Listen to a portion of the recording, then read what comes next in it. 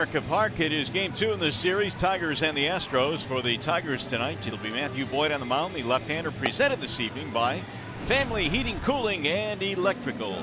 Matt Boyd, his 22nd start this year, 13 for the Tigers. This will be his 14th and 8 in the minor leagues. He's won his last 2. Actually, the Tigers have won their last 3. New daddy had a baby girl, and he'll be counting on that curveball and change. Throws less than 50% fastballs. And Boyd ready to go to work on a great night for baseball here in downtown Detroit. Tigers trying to bounce back after a tough loss last night. They lost it late in the ball game. It'll be Josh Reddick to lead things off. He had the game winner last night. Boyd set to go to work, and here is the first pitch as Reddick looks at ball 1 inside. Reddick also had a couple of sac flies for the game to go with his 3-run homer. He knocked in 5 last night. Got him played to pull on the infield. Yeah, I was talking about him protecting Altuve tonight. It's reversed. Altuve is protecting Josh Reddick. So A.J. Hinch, I asked him why to do that. He just feels that Reddick, lefty on lefty, will get more fastballs if he gets in a 3-2 count or behind count. Makes sense. Here's the 2-0. Right back up the middle on a slow roller. Castellanos ranging right, and Reddick is out by half a step. Here's the rest of the Astros lineup presented by your Metro Detroit Chevy dealers. You saw Reddick, Altuve next, and then Gurriel. They've got Gaddis cleaning up tonight. Gonzalez is the shortstop. He also homered last night. Beltran, Fisher, Bregman, who's having a good month, and Marisnik rounded out for A.J. Hinch. They are checking that last play, yeah, which was a lot closer than I thought it would be. Yeah, they're going to say, let's look at it. And you can tell that Reddick thought he had himself a base hit. He's hanging out at first base. Yeah, he really closed late. He gets down there pretty good. So we've got a review after the first play of the ball game tonight.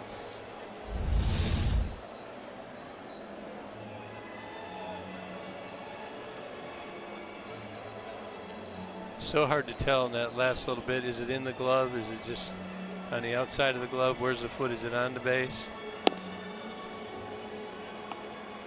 I don't know if they're going to. No. There must be another angle that Houston could see that looked like he was safe. Yeah, otherwise they wouldn't use their challenge on the first play of the game on a play so close. Fielding Culbreth, the crew chief, along with DeJesus, the first base umpire. Well, you know it's close because they're taking the time. What do they get, 2 minutes? That's what they're trying to keep it to this year, 2 minutes. I think at the end the call is going to stand here, but we'll see. The call was out at first base. Yeah, going into this series, I wrote it down. His success rate, A.J. Hinch, 98 challenges, 46 overturned. That's what he's working on. That's the number. It still appears to me as one of those bang bang plays that is probably not going to be reversed. And here is the final say. No. Oh my goodness. All right. Well, safe, so it's an infield hit. Typically something that close, Gibby, is not reversed. Well, again, they may have had an angle that we didn't see. Yeah. But it was kind of hard to say definitively for me that he was safe, but they disagree. They're the bosses all the way from New York. So the leadoff man is on. Here is Jose Altuve, who had a big night last night, single, double, triple.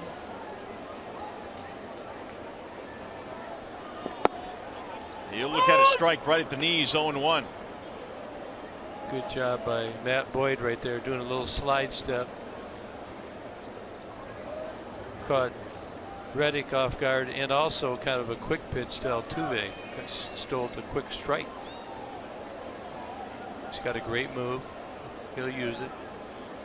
Another slide step, roll toward third base. Nick will go to first for the out there. Runner will advance as Altuve is out 5-3. One gone. Here is Yuli Gurriel. Let's take a look at the Tigers starting defense. So you can see left to right, Jay up, Matuk, Adusi back in the lineup. On the infield, Castellanos, Iglesias, Kinsler, and Cabrera. Alex Avila behind the plate. Matt Boyd chucking. Gurriel trying to drive in a run early on here. 286 batting average for the Astros first baseman. Very aggressively swings on the first and fouls it back out of play. La Cocina, yeah, it's 2 in the kitchen already. Reddick's had a jam sandwich as well. There's a broken bat. So Matt Boyd sneaky early in this game. Look at this catch. Nice. No, I thought he caught it. He's gonna have a sore finger. It looks like he just chased it though. Look at that effort. It's like a fish jumped off your line. You went in after him.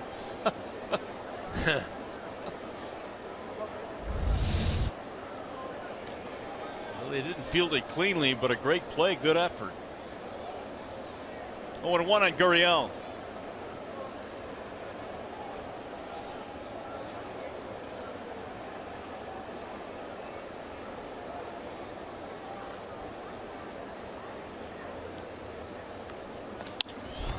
In the air to center field straightaway. That is Matuk under it.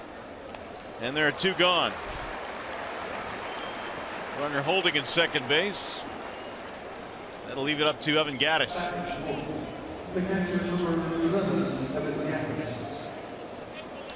Yeah, we're going to look at this tonight. This guy right here, the umpires. You see one there. You got one here. You got one here. You never really just take it for granted that they'll always be in the right spot. Going to be following them around a little bit. That's fielded Culbreath. And then that's a hot spot. I'm telling you, I used to stand out there in BP just to see how it was. That ball gets there quick. He's about 100 feet away from the home plate area, and that ball's coming out the bat over 100 miles an hour. Ball 1 to Gattis. And when he gets a man on first base, he's got to move in there, kind of dodge the batted ball, and also get in a position to make a call like on a force out or a stolen base. I'm going to try and follow around and get some good stuff. You are right about one thing, though. You do kind of take for granted that they will be in the right spot at the right time every time. Boyd's 1-0 pitch. Well, there are no shifts by the umpires, but they do move around. So if the ball goes, say, down the left field corner right now, CB Buckner is going to go out. They have to rotate. So it's they just don't stand in one spot and call it from there. We think sometimes maybe a little hard on the umpires, but this is a tough job. This is not easy. It's not what you see in slow motion on TV. Astros got a run in the first inning last night, trying to do the same thing here tonight. They have a man at second with 2 outs. See how they're kind of in line right there? Now he's got a, now Kinsler will tell him if he's in the way. He'll ask him to move a step here, move a step there.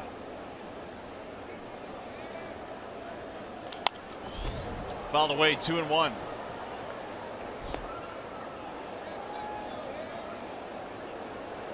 So Ken started there, and then he moved over this side of him right here, and ended up here. Sometimes Eddie Murray did it the most as a hitter. Sometimes it takes, there you can see Kinsler starting out, and he'll move to the left here. Sometimes it bothers the hitters where the umpires are standing, and they'll ask him to move. Eddie Murray was notorious for it. I never really saw an umpire out there. I was going to say, wouldn't you be concentrating on the pitcher? Yeah, you're concentrating on the pitcher, but when the ball's thrown, you're going to be concentrating on getting out of the way. Swing and a miss. 2-2 now the count. Evan Gattis getting the start behind the dish tonight. Did not play last night.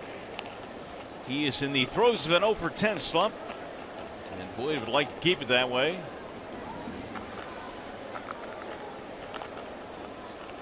Boyd down in the minor leagues, made 8 starts down at Toledo, and an ERA of 2.82 in his minor league stint this year. And Gaddis drives one in the air deep to left. Way back, and that ball is way gone. And the Astros doing what they do, and that's hit homers. A 2-out, 2-run shot in the first.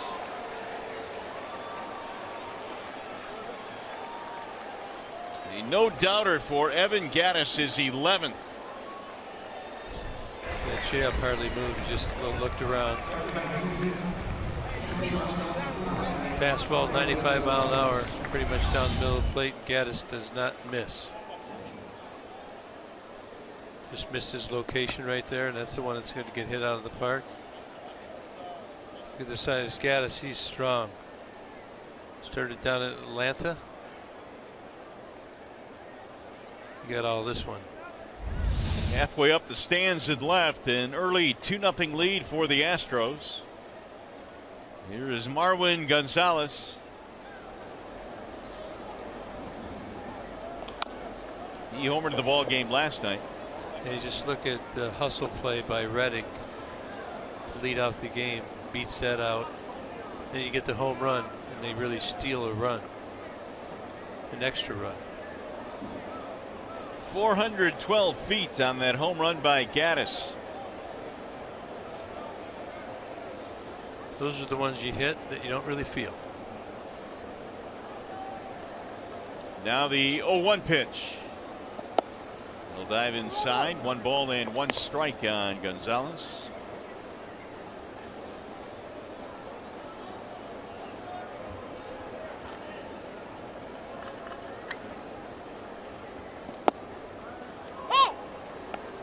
You know, this Colbreth, we call him Cubby. Now he's back behind, you see. Out here behind Ian. A lot of conversations in that part of the diamond throughout the game.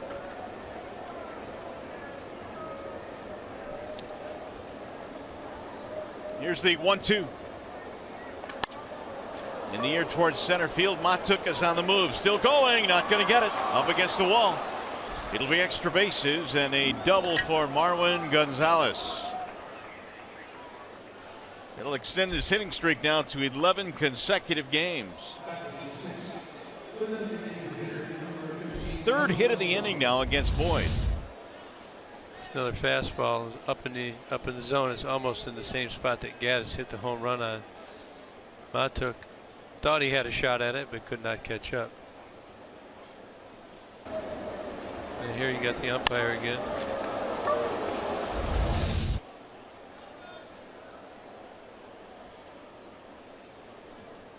That'll bring up Carlos Beltran with 2 outs. A chance for the Astros to get another run. Beltran last night 2 hits.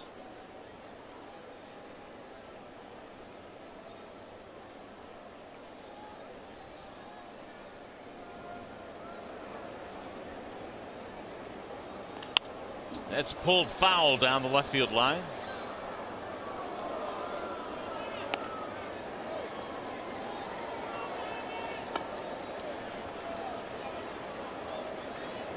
A long career and a very good one for Beltran, who is 40 years of age, a native of Puerto Rico. And still at this age, very productive. 12 homers, 41 driven in. That's right at the knees, a strike called. And the count 0-2 now on Beltran. 433 lifetime home runs for the switch hitter.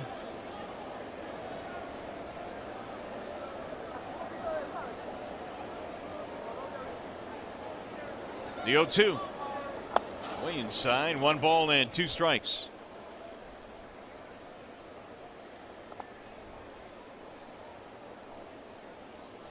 So Boyd, who is coming off of a couple of pretty good starts, 3 runs in 6 innings in each of his first 2 starts back from Toledo, and surrendered the 2-run homer here in the first. And he's about to throw his 20th pitch of the evening.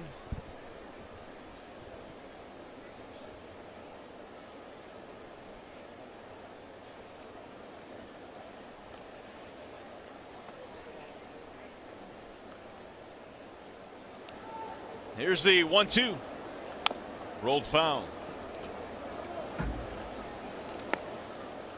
got to watch with your off-speed pitch on veteran players. Carlos Beltran, a veteran guy, does not have the bat speed that he once did. And he's also very good at picking up tips by pitchers. So pitchers, they will tip their pitches with just the smallest, minute of things that they change in their glove, their elbow, what they do differently on a given pitch, and he's very good at picking that up. Swing and a miss. Got him on strikes, settle in the inning. However, a big inning for the Astros. 2-run shot for Gaddis.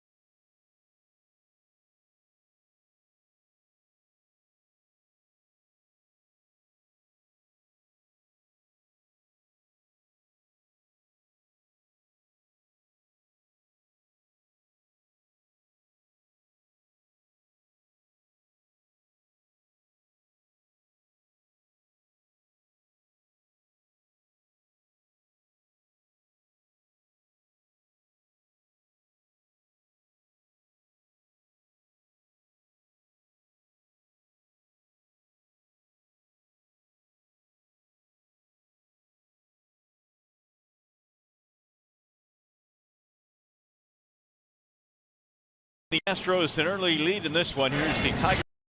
Nice game. Chip, the RBI leader on the team. I think Castellanos is.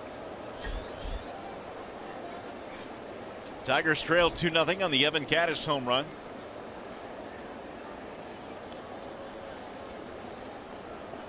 And he got him strike 3 with a breaking ball. A snappy bottom of the first for Colin McHugh. The yellow hammer.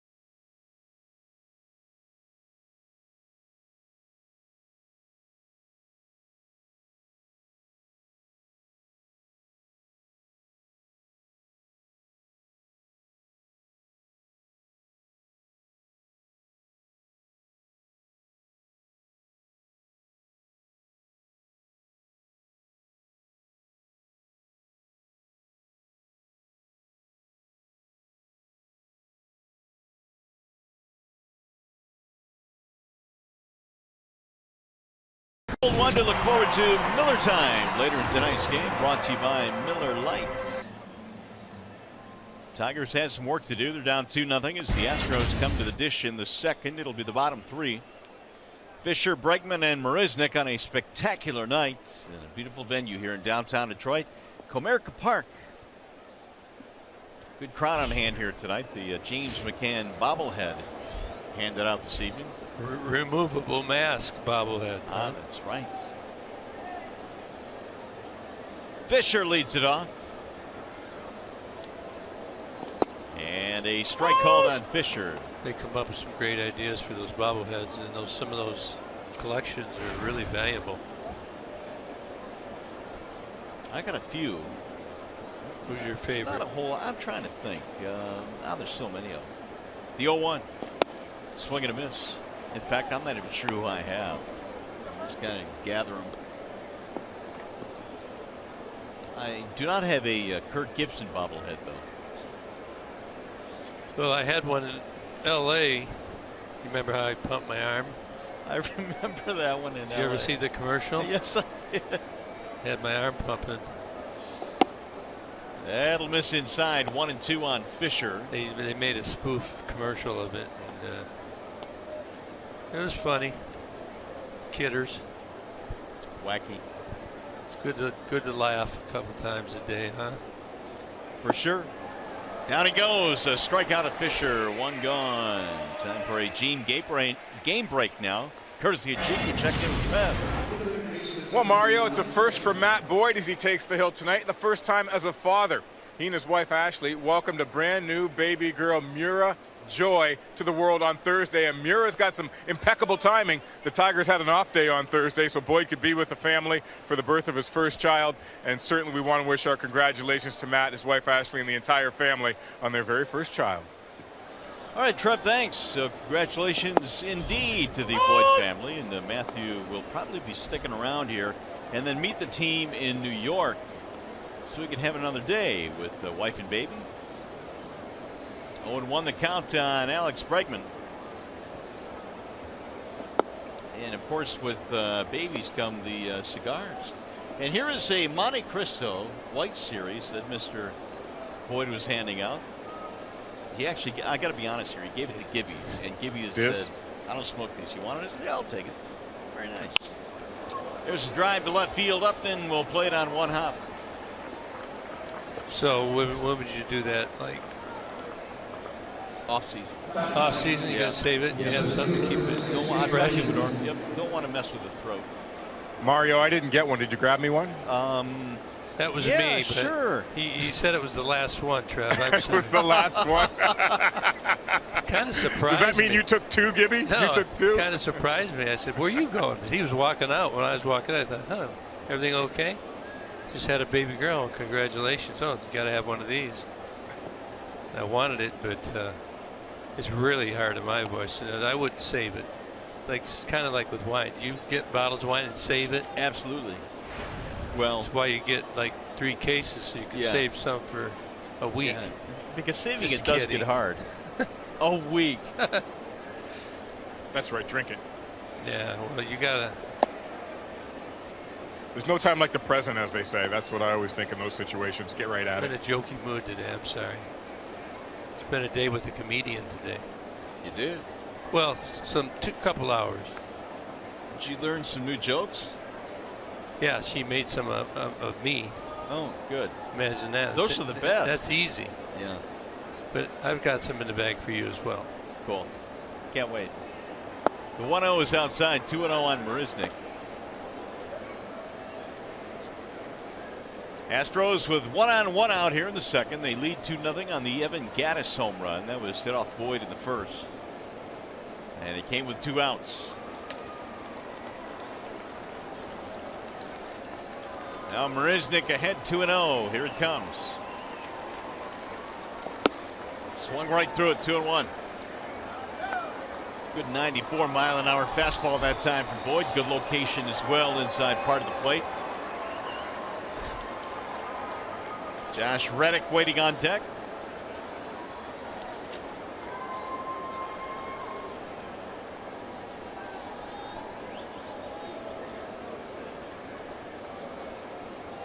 Runner goes and then stopped. Little pop-up, slicing.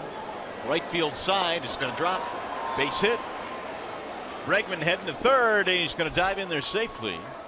So even after the stop and start again, Bregman gets to third. Yeah, as a deke, I think sometimes you don't get a good jump and you decide to shut it down, this is what Bregman does. See him reading. Looks like the deuce tried to deke Bregman, but he read it, and on to third he goes. First and third, one down. And now Boyd again will have to deal with the top of the lineup. I mentioned last time, this is a Houston lineup that is still without two of their very big performers in Springer, who was put on the DL yesterday, and Carlos Correa, their shortstop. But they didn't need him last night, apparently. They won over the Tigers 6-5. And Reddick has had a great year, hitting .309 off of left-handed pitchers. So you normally don't see the manager move a left-handed hitter to the leadoff spot against a left-handed pitcher.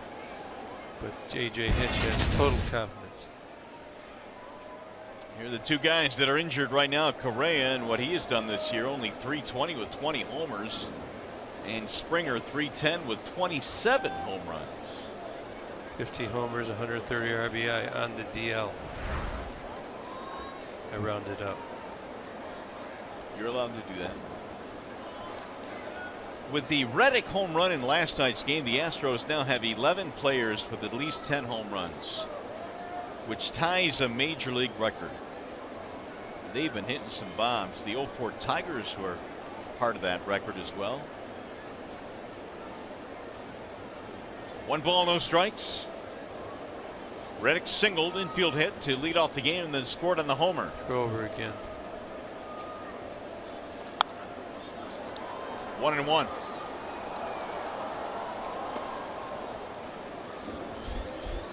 Reddick reaching for his side after that swing.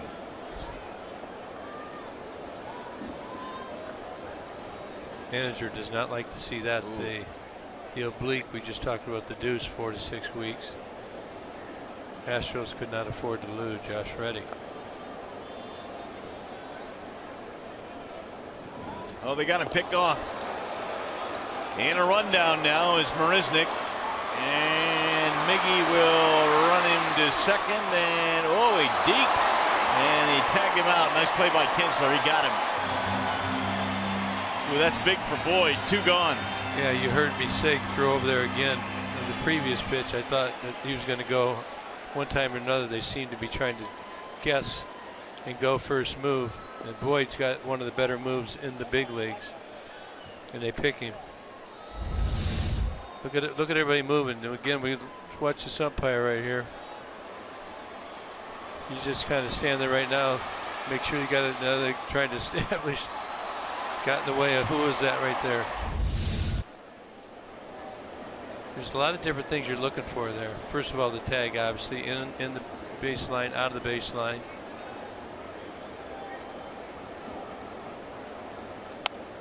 Fouled away.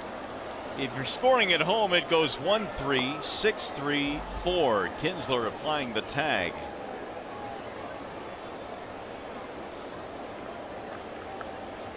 Which changes the complexion of this inning quite a bit. All that happened with, remember, Bregman was on third base, so the Tigers had to do that. Bregman did not take off for home.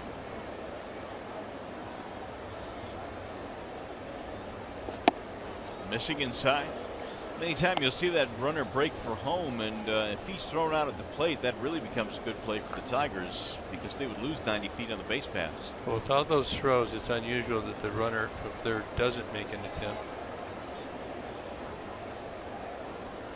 2-2 now on Reddick. Mickey had some pretty good legs going there. Swing and a miss. He got him in chase, and just like that, the inning is over.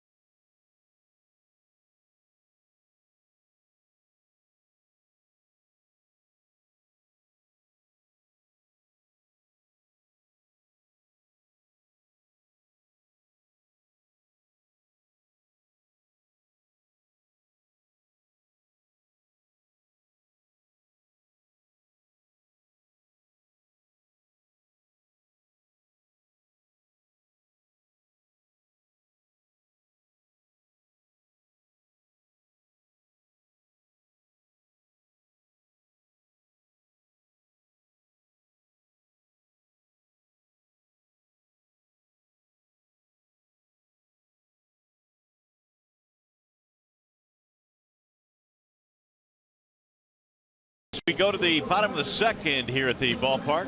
Good family night. Good dad bringing out the kids, huh? Great night for it, to be sure. Hey, the Tigers take on the Pirates August 9th and 10th at Comerica Park. Save on great seats. The weekday value pack at 4 tickets. Hot dogs, chips, and drinks offer just $19 per person. Go to Tigers.com or call 866-66-TIGER. That'll bring up Miggy. Tigers bottom of the second, trail 2-0. Cabrera looks at strike one from Colin McHugh, who is making just his second start after missing about 3 months of the season with an impingement in his elbow. Yeah, as I said, that started as a sore shoulder in spring training. Back up the middle into center, base hit. Cabrera has the first Tigers hit of the game. This is good news again. We were talking about in the open. Is Miggy going to finally heat up? He's had big numbers throughout his whole career. This is good. Gets out front. Or Craig Monroe's been telling us about Miggy putting the work in. The ball's on the outside corner, not just trying to force it to right field, but getting that knock, and he's smiling. That's a good sign. Here is Castellanos. Hit the home run yesterday and didn't even smile. I thought, Miggy's starting to feel it. Nicholas had a homer in the ball game yesterday, 3-run shot. He will send a ground ball foul to third.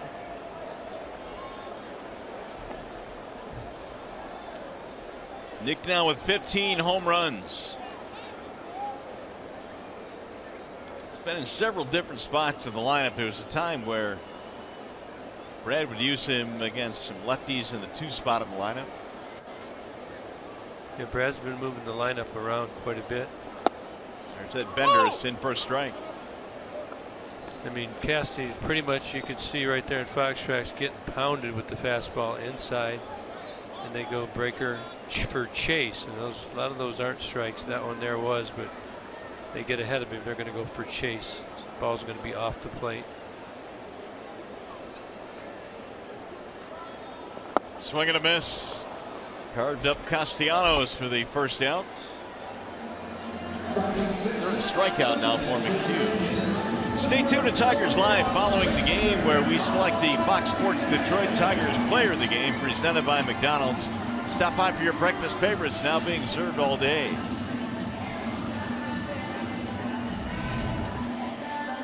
Look, Sid pitched pretty well last night, didn't you? Pitched very well. 7 innings there, three runs, 3 hits. 6 hits, I'm sorry. He had did not walk anybody, so it was all around the strike zone. Lot was commented about after the Tigers ended up losing that game. Ball 1 to Martinez. Well, he had, what, 80 pitches through 7 innings, which is obviously a very low pitch count, but I think Brad felt it with the top of the order coming up. He wanted to go to the bullpen, brought Rondon in, and it imploded quickly.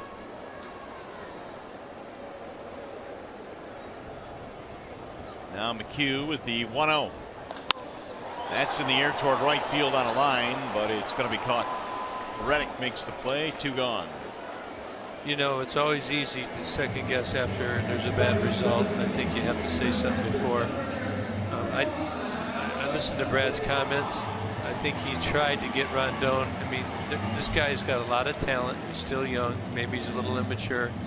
I have noticed Bruce becoming more comfortable, and people are very critical of him because they think he's supposed to be a polished pitcher.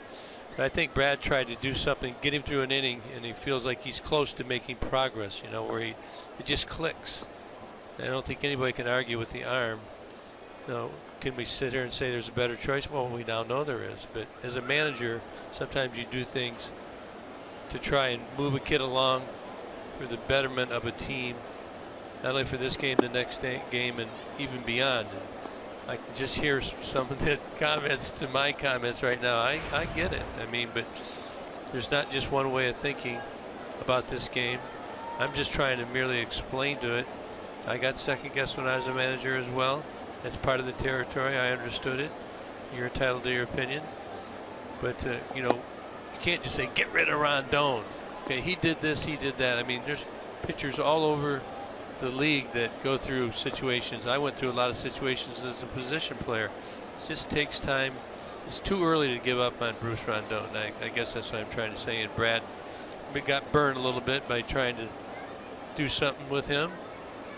And you know, I walked over to Rondon to say today in the locker room, he's sitting there by himself. You put your hand out, you shake it, and how you feel today? Did you let that go? You try and help the kid because he has talent, and we want talented players to develop so we can continue to win games late in the game. We need to have arms to do so. That was a long rant, wasn't it? Well, well, yes, but beyond that, he is tantalizingly talented, I guess the best way to put it, because he'll give you 3 straight really good ones where that fastball is 98, 99, the slider is, you know, the command of the slider is outstanding. But the consistency day in and day out, still striving for that. Well, you know, the thing that happened with Kansas City, or he dominates in Toledo and then he comes up here and he's throwing 90, 92 miles an hour. Everybody makes an issue of it. Does he maybe have to grow up a little bit, mature? Probably. So do I still, and I'm 60 years old. How about you? Oh, absolutely. But I just don't get too frustrated and give up on a very talented player. They just don't grow on trees, you know, on every corner. That's why I have the position that I have on it. Well, Avila goes down on strikes, and 4 strikeouts early on here now for McHugh.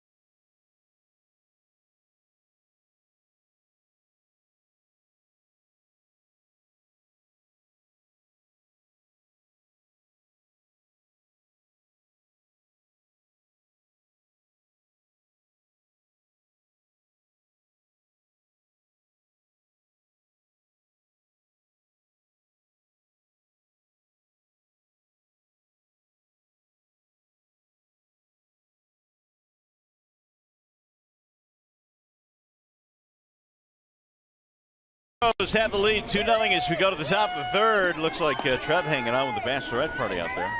Attaboy, Trev. Here is the Chevrolet most dependable player. We're going to go with Jose Altuve. When you look at guys that have been dependable, highest average in July since 1913. Look at this list. Is that a misprint? No. 506. It wow. is legit.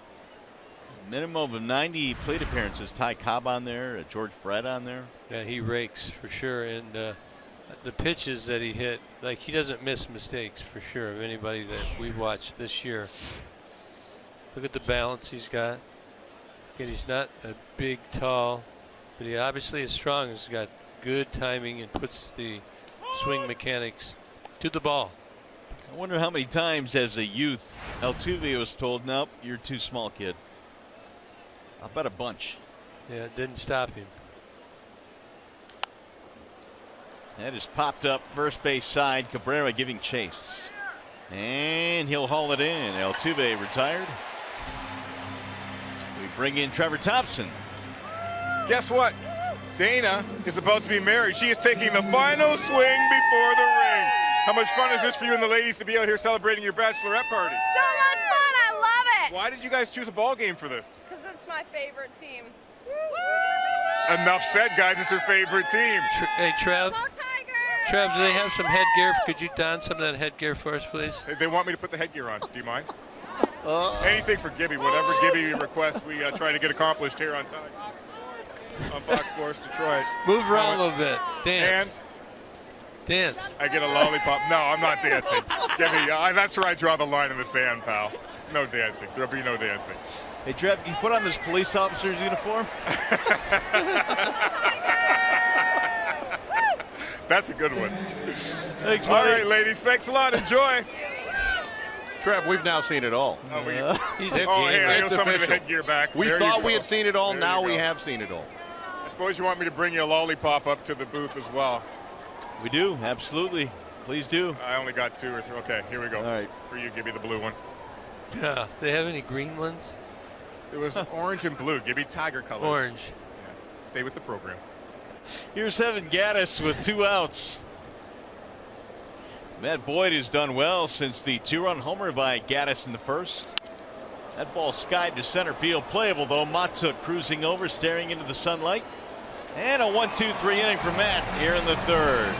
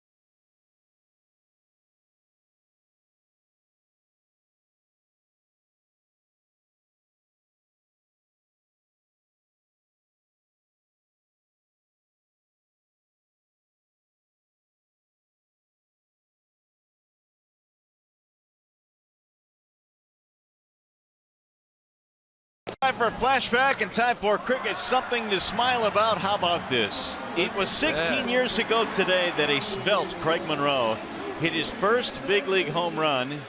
And Simo, I'm imagining it feels like just yesterday. It did, guys, but let me just be clear. Guys, that was an emotional day for me. Played a long time in the minor leagues, a lot of winter balls in Mexico and going to Dominican Republic. You name it. I was trying to turn myself into a baseball player because when they drafted me, truth be told, I was an athlete. I did not know and understand how to play the game the right way. So thank goodness I got an opportunity to work hard enough to get that opportunity, and it was a special, I mean an absolute special moment in my career, something I will never, ever forget. Was that also your first major league hit? It was. My Wow. first hit was a home run. That was pretty cool. That is pretty cool. Colin McHugh goes back to work here as we go to the third. It'll be Matuk, Iglesias, and Kinsler. It's got to be something to come back to the bench, and one of the first guys to greet you is a guy that's going to the Hall of Fame this year, Pudge Rodriguez. Oh, that was special. Coming up in the Rangers organization, getting an opportunity to be in the minor leagues, but going over to the big league side and just watching, Pudge Rodriguez, watching Juan Gonzalez, and at this time, Rusty Greer. Man, these guys were like my idols. I looked up to them, so no, that was a special moment as well. Mikey looks at a strike on the outer edge. The count is 1-2. How about this, Mario? Walking into the clubhouse for the first time, at my locker, like I'm in a locker room where, they got your name up on your locker, and it's Rodriguez, it's Palmeiro. And then there was Craig Monroe. I went crazy when I saw that. Take a picture? Oh, absolutely. Yeah. I got the name tag. I got it all at home. That is so cool. Well, what do you got on Mr. McHugh here? He's held the Tigers in check so far in this game.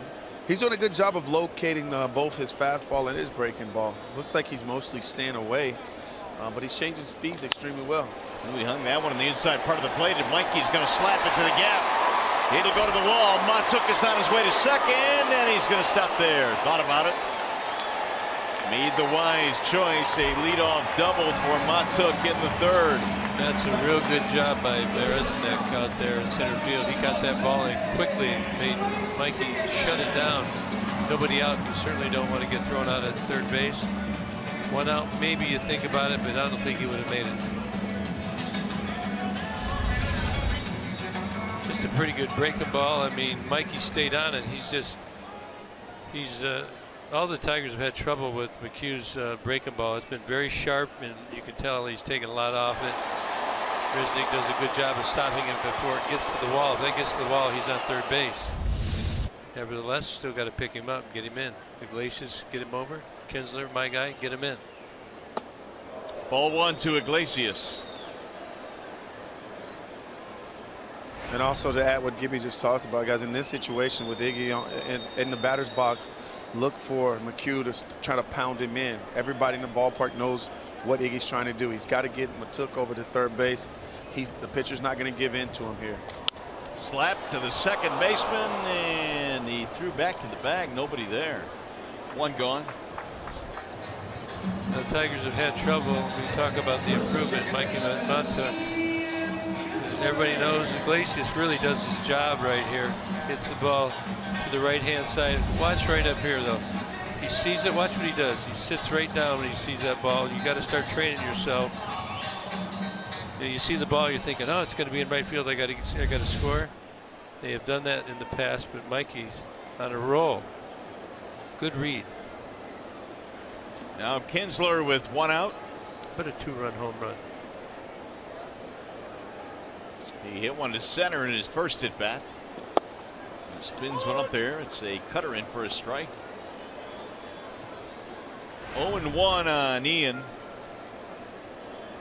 He came in nearly a 300 hitter career against the Astros, 298.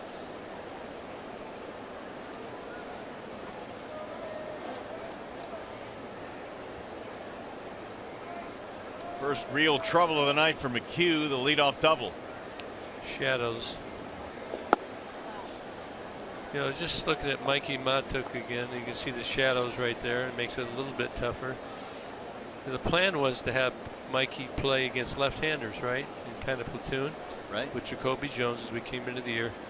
All he saw in spring training, righties. He really, really scuffled against the righties.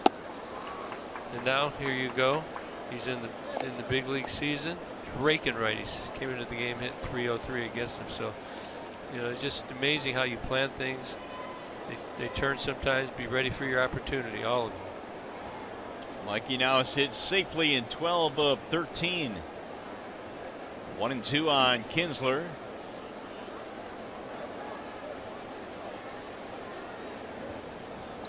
Ian pops it in the air. Second base side for Altuve to the grass, and they're two gone. Simo, you know a thing or two about trying to earn a spot on a big league roster.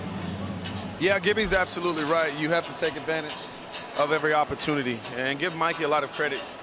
Behind the scenes, when nobody's watching, is when you really do all your work. And he spent a lot of time in the batting cage, grooving his swing, working on his rhythm. He's actually made some mechanical adjustments. He's standing up more upright, which allows him to work down and through the baseball. So again, yeah, you have to do the work behind the scenes, and when you get your opportunity, you want to capitalize.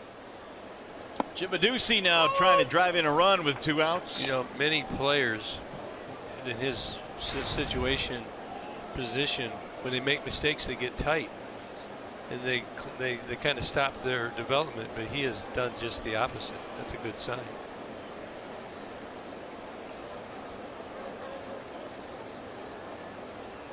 Whoa, what happened there? Slipped. Got his foot caught on the mound. Hey, in your debate today with Simo, did you say something about a piano and a tuba? No, a piano. I was talking about Mike Schmidt, how he's power and finesse. He can.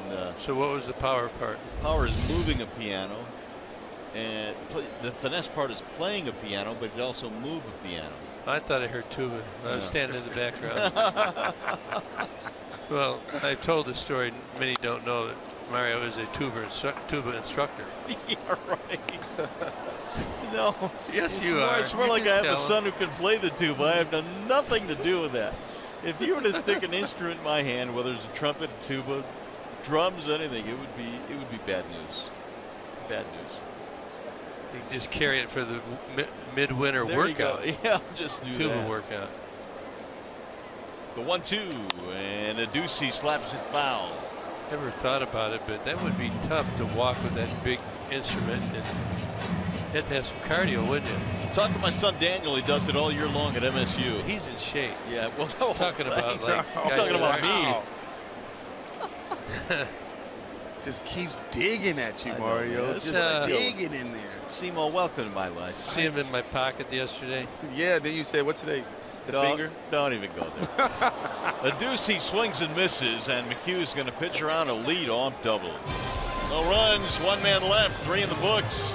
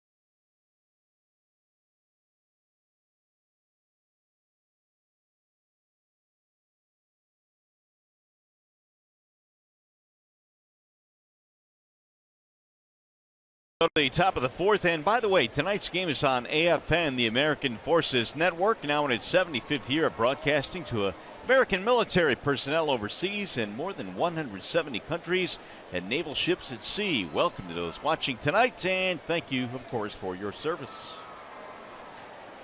Well, the Astros coming up now against the left-hander Matthew Boyd. Marwin Gonzalez leads it off. He'll look at strike 1. Boyd had a 5-pitch third.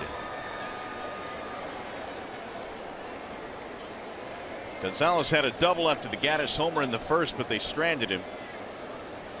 And now Gonzalez a double and a homer in the series. Here's the 0-1. No balls and 2 strikes. Beltran and then Fisher to follow.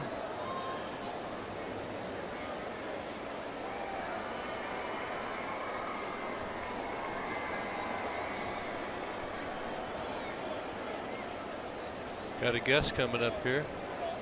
Yeah, we get a chance to speak with John Hiller, who was part of the Alumni Saturdays here.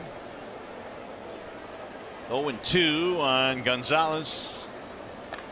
And a roller foul outside of third base.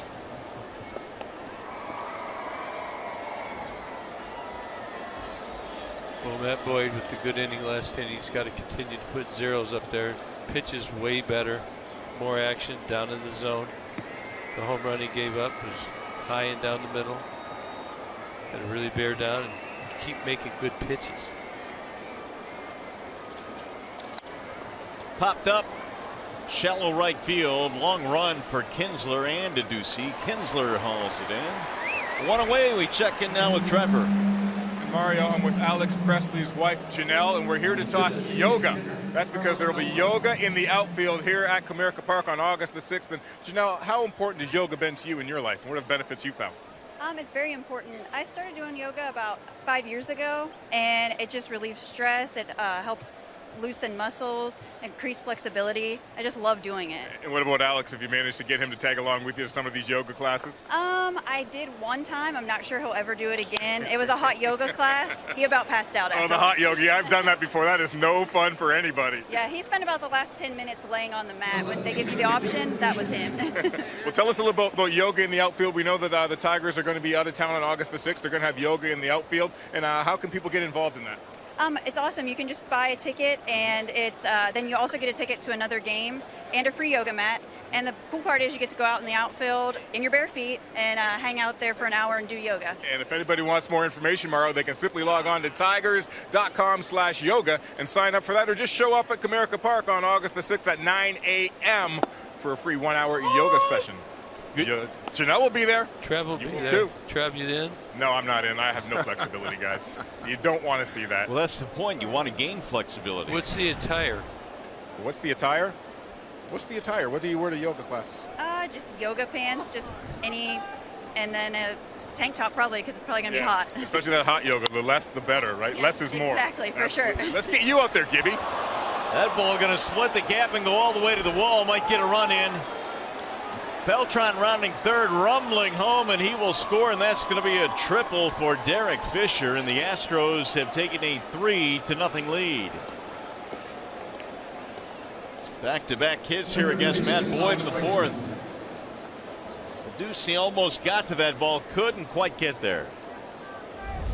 Yeah, that ball had afterburners on it. Ducey could not cut it off. Mikey has to go pick it up, but you know that's a triple out there, and Fisher was motoring. Fly. Beltran scores easily. That is the third hit of the series already now for Fisher, and now the infield coming in for the Tigers. Alex Bregman will stand in for the Astros. Swing and a miss, 0-1. Bregman had a base hit back in the second. Did not score. The Tigers lefty Matt Boyd had a big pickoff in that frame. And now Matthew trying to strand this runner at third with one out.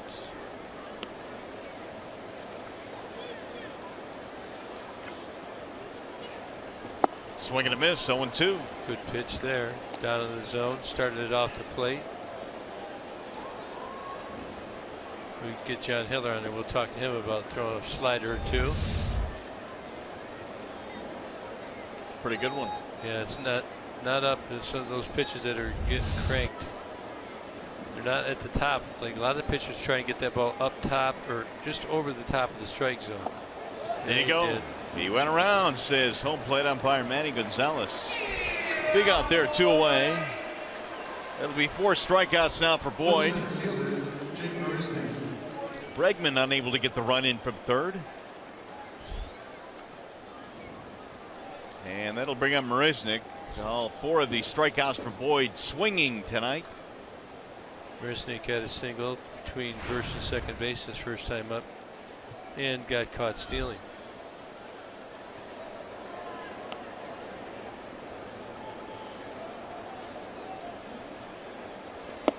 It'll dart in for a strike. Bender that time from Boyd, 0-1. See the first pitch breaking ball. Again, it's back door. The effective pitches also is the change up to the righties, and he's got to get that fastball in on the hands, right in on the hands. Flared out of play, 0-2. Change up right there. Simo, can you see how the shadows, do you think they have any effect at all? Well, I thought earlier it did, but I think now in the batter's box it looks like it appeared to be clear, and the guys are able to pick up the baseball. One thing about this Houston Astros team, they apply the pressure no matter what, in the batter's box, on the base paths, on defense. Yeah, they get underway quickly. They hit the ball. Now we saw Reddick beat out the infield hit in the first, and that turned into a run out, the home run from Gaddis. Just saw Fisher. He moves around there very well. Bregman, he moves. He's not any slouch. Carlos Beltran scored all the way from first, so good athleticism. Down goes Marisnik to end the inning. 5 strikeouts, and the Astros will settle for 1 run. When we come back, we'll talk to a '68 World Series hero. John Hiller will join us in the booth. Coming up from Comerica.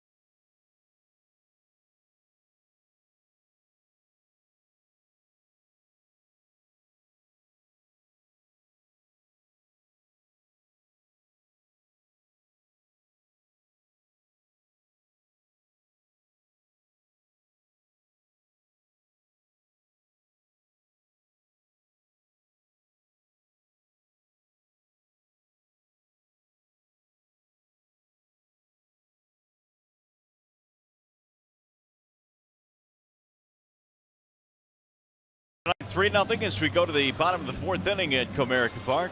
Pleasure to be joined now in the booth by John Hiller, former closer for the Tigers. 1968, of course, was a special season. We'll talk about that. But John, what have you been doing to keep busy lately? Oh golly, it's just golf. Yeah. You know, staying on the golf course a lot. And this summer has been so much rain up in the Upper Peninsula anyway, so the golfing's limited. But my wife and I spend the winters in Arizona, and both of us play about 5 days a week. So I know Rosie would like to do that. Yeah, where he lives, you get about 3 weeks of golf up there. What is it, Iron Mountain? Iron Mountain, yeah, Kingsford. And, you know, so I got to get this out of the way. I got to say hi to my Uper friends, and I think Kurt would understand that. If I don't, I better not go back. You can't go back, right? No, so they get you at the bridge. We've been up there 30-odd some years, and got lots of great friends in Phelps, Michigan, and all through the UP. So thanks for that. Now you're on a little tour. I understand you stopped at the park in Grand Rapids last night to meet some friends as well. We did, Kurt, and that's always a great part of the state, and they treat you so well over there. And went over to Grand Haven yesterday, and just enjoyed the day. The weather's just been beautiful lately. Now, we were teammates in '79 and '80. Yep. You remember that? Oh, I remember. Yeah, we. Remember how mature I was? Hey, well, you brought a different aspect to the game, and you know, to be totally honest, I guess some of us weren't used to the change, or weren't looking for the change, and you know, things change, and you went on to have a fantastic career. So the way you started, you finished, and I think everybody appreciated that. Now, tell us a little bit about the '68 team. That was a special team, but it was also a special year as well. What do you remember the funnest part about that, or the lasting memory about that? I think, you know, we came so close. A game out in 1967, and I think all winter we look forward to getting back to spring training. '67 with the riots, and I think a big part of it was the newspaper was on strike all through '68, and a big also part of it was the fact that we'd all come, a lot of us, through the minor league system together. I would say about 75% of the team, and unlike you guys, you sort of blew everybody away in '84, and I think we had 30 some odd games that we came from behind, and every championship team is a close-knit bunch, but I think the fact that we all came up through the minor league system together, as a lot of your team did in '84, makes you a lot closer. John, in your day, the closer's role was much different than it is now. We've talked about this a lot, but you would routinely throw 2, 3, 4 innings in a game to get a save. Obviously, that is not the case now, so things were kind of different in your day. Oh, they were a lot different. I was down talking with Jim Price and Dan, and I didn't even know there's a 1 year, 1974, all relief. I knew I had 17 wins and 14 losses. That's a lot of mess ups also. But I pitched 150 innings out of the bullpen that year without a start. So, and I think 130 the year before that with 38 saves. So I was able to come in pretty much from the 7th inning on, as a lot of the relief pitchers were back then, and that's just the way the game was played. They didn't have the luxury maybe of that setup man, and we were working with a 4-man rotation and sometimes only 9 pitchers on the staff. Yeah. Well, you also had a situation where guys like Denny McClain, Mickey Lolich, these guys are throwing 300 innings a year as starters, and that's another thing you don't see these days. No, you don't. And we actually did have 4 pitchers capable of complete ball games. Joe Sparma, very strong. Earl Wilson, very strong. And you mentioned the other 2. So there weren't many saves. I don't know how many saves I had in the 60s, but Pat Dobson, who happened to be my roommate, was a right-hander, and he got the right-handed starts for doubleheaders. I got the left-handed, and if they needed to be relief, it was him or I in the later innings, but they weren't save opportunities. Not with Mickey and Denny. Denny would tell Mayo Smith, get back to the bench. I'm finishing this ball game, and he actually would do that. And Mayo did. You right? couldn't do that to Sparky, I guarantee you. Well, until the World Series, there was Lolich. Yeah. Hey, now, do I remember this right? Did they not have? I know they had the mounds outside the dugout. Didn't they? Right outside where the on-deck circle is, didn't pitchers used to warm up from that spot occasionally? I think years back they did, but at the other time it was down by the underground dungeon, we called it. Yeah. And but you might be right. Years before in the 50s, it might have been up there more at the batting circle. A few jokes told down in that little dungeon. Yeah, and then whatever else we could do to entertain it. We played a lot of gin, rummy. Pat Dobson and I. We had a scope that we would check the stands out in, and. I tell people the big part about change is that we weren't sitting around playing video games back then in the 60s and 70s. We were out having a good time, enjoying ourselves, and enjoying being a major league ball player. Well, John, it's always a pleasure to see you at the ballpark. Don't be a stranger. Thanks for stopping in. I will. I just wish I lived a little closer. That 9-hour drive, it's a little much, but. I appreciate you guys having me here. All right, John. Okay. Thanks very much. When we come back, we'll talk about a little bit of controversy from last night's game involving some bat flips.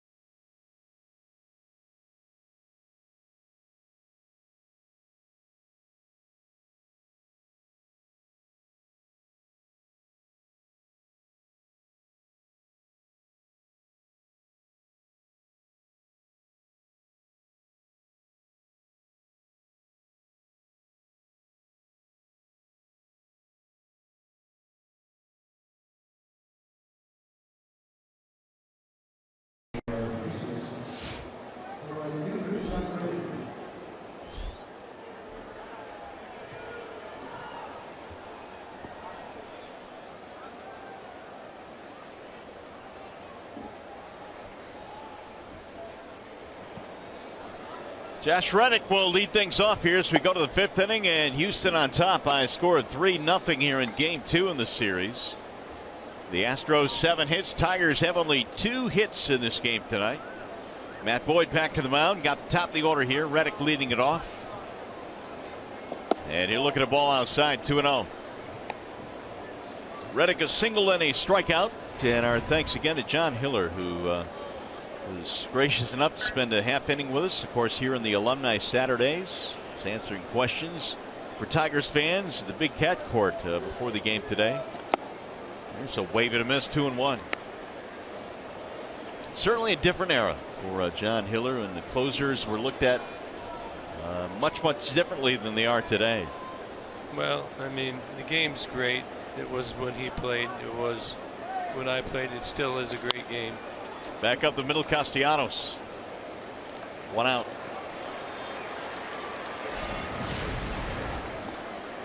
Let's go back to last night. After the Castellanos home run, we had a little bat flip there. And Nick also watched the home run. Then later in the game, when retaliation, Reddick hit his home run, which turned out to be a game winner, here's what he did. What do you guys got on that? A little payback or what? Definitely some payback. And me and Gibby are obviously different areas, different thought process about this one, guys, but I absolutely loved it. Yeah, you pay attention. Actually, I'm guilty. I mean, I did that way back in '84. We had Kurt Bavacqua from the San Diego Padres hit it in Game 2. He hit a home run, and he did a little, threw a few kisses. I took exception to that. I couldn't believe it. I mean, we won the first game. We're in the World Series. Game 2, he does that. What did you do, Gib? Let's see. Well, I cranked Goose, number 1. There's a drive in the air to center field. That's going to be routine for Matuk. I got a feeling we're going to roll out. We'll keep it going the next inning. 6-pitch inning. Tigers baseball presented by Bell Tire.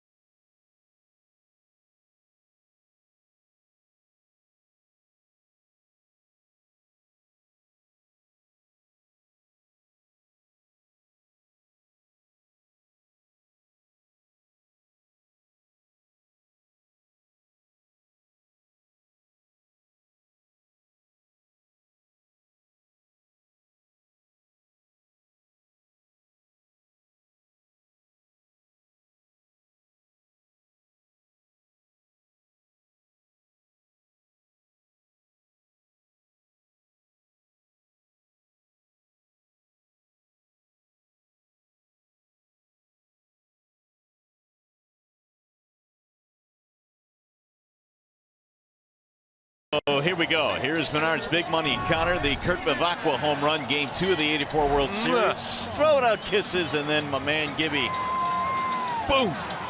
This sealed the deal right here. What does he do?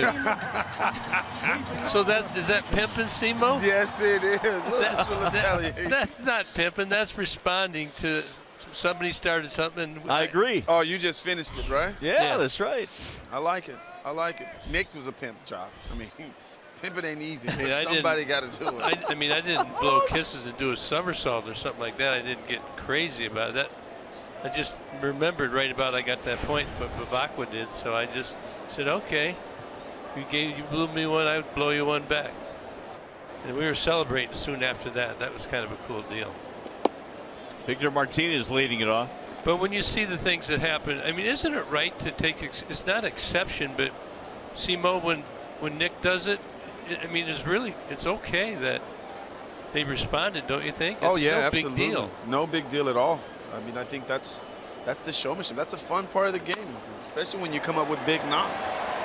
Victor with a slicing line drive to left, the leadoff single here in the 5th. That's smart hitting there. Let's take a look at the infield alignment. Nobody is over in this whole area right here. What does Victor do? Just throws it away, hits it away. And the left fielder is the only person on that side of the diamond, pretty much. Victor with the leadoff single. That is only the 3rd Tigers hit in this game. They've got a couple of singles and a double. So Simo, tell me, when are you over the line on something like that? I mean, is there a specific, or you just got to read the situation? I think you have to read the situation. This might be a double play. And it is. So just like that, the bases are empty, 2 gone. Now, Gib, I think you have to read the situation. Think about it. You know, in a big moment, you're in the playoffs. Obviously, 1984 there. I thought that was perfect for that moment. I mean, it's a big moment in the World Series. It's not necessarily retaliation. I mean, you're just doing what they were doing. The other team, San Diego Padres, were doing there, and you just kind of kiss them back. If you're down by 10 runs and you do it. Oh, no. You can't do it then. Isn't that what Batista did? And then, you know, the other thing is, remember I did the arm thing in '88? Yes. I mean, you could consider that. I never really considered it, but you could say that's pimping too. I mean, I would never mean to show a teammate up, but I think, just like me, many times that these things happen, it's just an outpouring of emotion and happiness. I think that's exactly what it is too. I had a couple of those moments in the World Series, obviously, then in the American League Championship, and so it wasn't about showing up the opposing players or the team. It was just an exciting moment that the little kid in you comes out, man. What was the worst pimp job you ever did, where you can actually know that you might have went a little too far? Might have been in Kansas City. It was the second one of the game, my second one in that particular game, and I hit one way back to dead center. And I probably stood there a little bit too long. And I remember the umpire, I can't call his name right now, but he's Tim McClellan. Was it McCarver? McClellan. Yeah. Yes. I heard him yell, "Run!" And so I was like, uh-oh, I might have stayed here a little bit too long. Just a little bit. All right, what did you guys think about the Jose Bautista home run in the playoffs 2 years ago? Too much, or was it because of when it happened and what was at stake that was fine? See, for me, it was about the emotion. Yeah, I me too. enjoyed that one. The one when he was up 10 runs, where they were down 10 and he hit it and he pimped it, that one I don't agree with. Yeah, whatever you do, you got to wear it one way or the other. You might have to reevaluate. Just admit it sometime, you know? If you did go too far, just say, hey. But you get into the heat of competition. There's a lot of things said out of those dugouts that our mics even don't pick up. It's not many, but people communicate across the diamond fairly often. And, you know, you got to decide, you want to keep it going or you want to let it go. And the Tigers, they've had 2 series in a row where they've had communications with the other team. And the one was last night, and then the Kansas City when they had the little pillow thing going out there in the diamond. 3-2 on Mikey Matuk. We're in the 5th, 3-0 Houston. Feathers all over.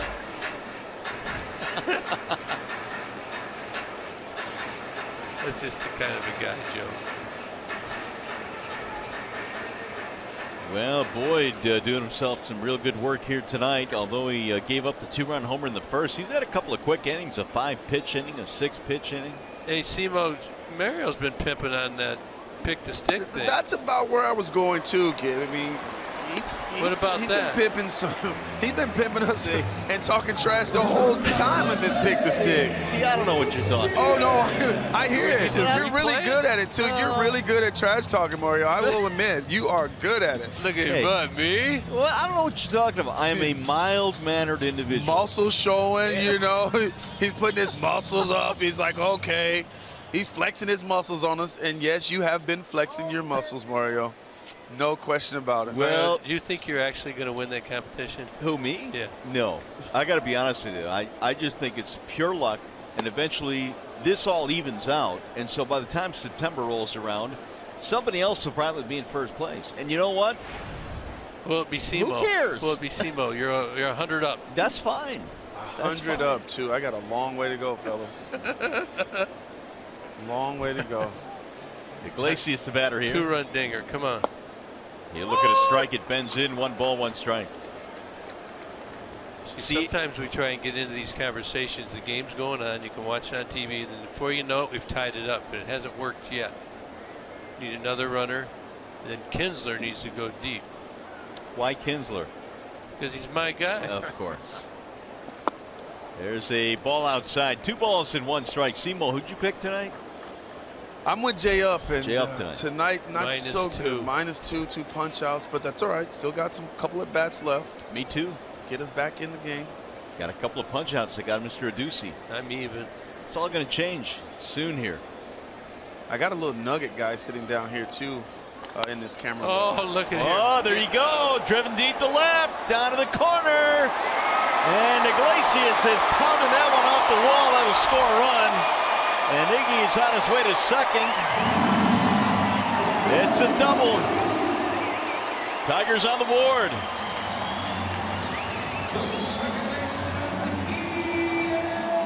Three to 1. Attaboy.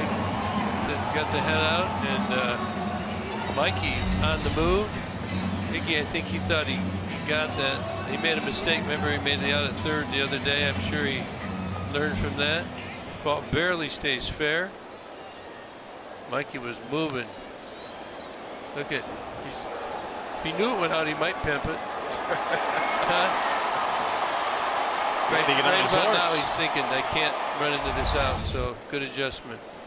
Here is Kinsler, and he'll look at a strike on the outer edge. He painted that time 0-1. I got look going the other way now. Here you got to see, you got moving parts of motion.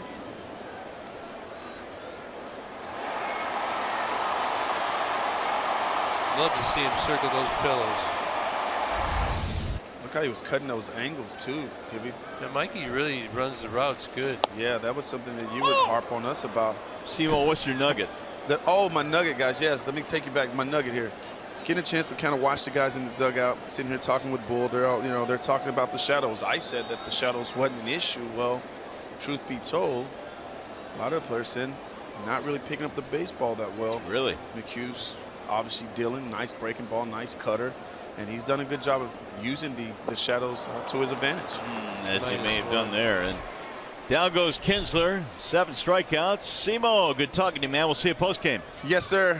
Gibby, don't keep digging at Mario all night long, all right? Yeah. My buddy. Thanks, guys.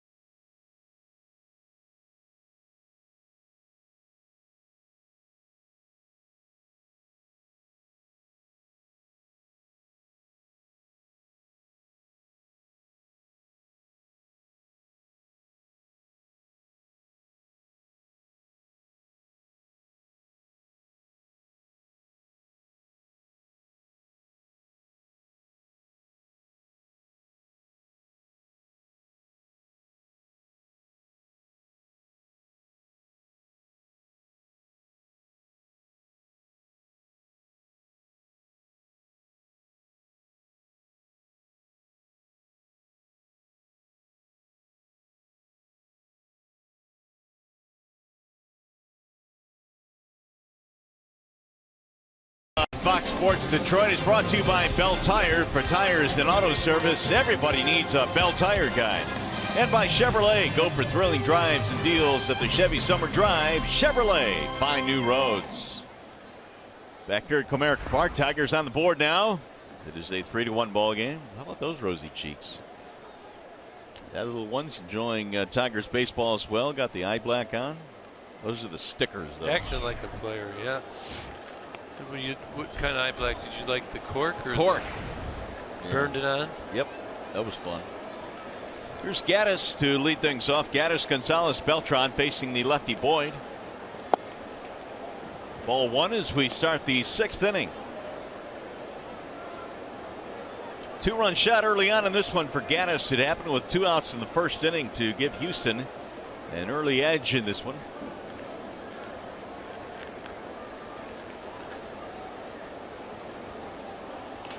Right back off of Boyd, off his leg, and there will be no play, and hopefully Matt's okay. He took one off the elbow in his last start against Minnesota. Sounded like that hit a little glove, but obviously he's limping, so it got part of it. Ball's usually on the outside part of the plate. Hitter tries to pull that ball. It goes up the middle. It's stinging, but looked like it hit him on the calf.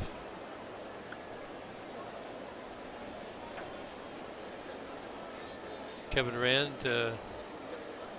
trying to figure out whether he should stay in the game or not. They'll probably have him throw a couple of warm-up pitches.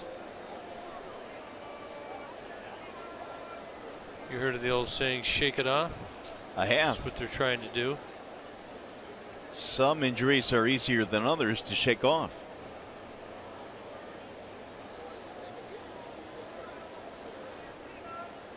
So with Kevin Rand out there, Boyd will get a few warm-up pitches to be sure he's okay.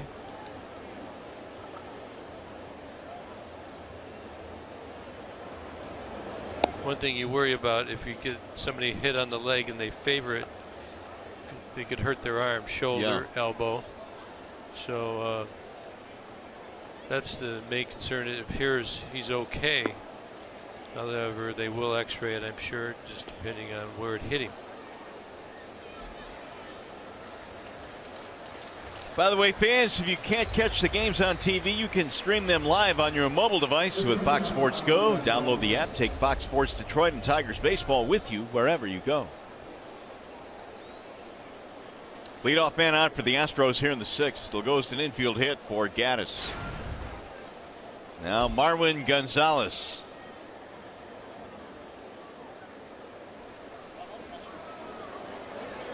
Gaddis with a couple of knocks to hit the ball hard today.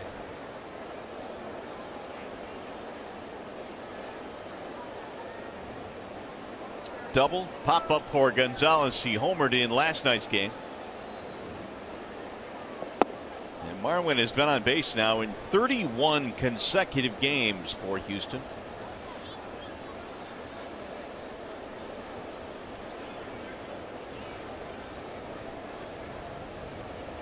It's been quite a year. Look at where Gonzalez was.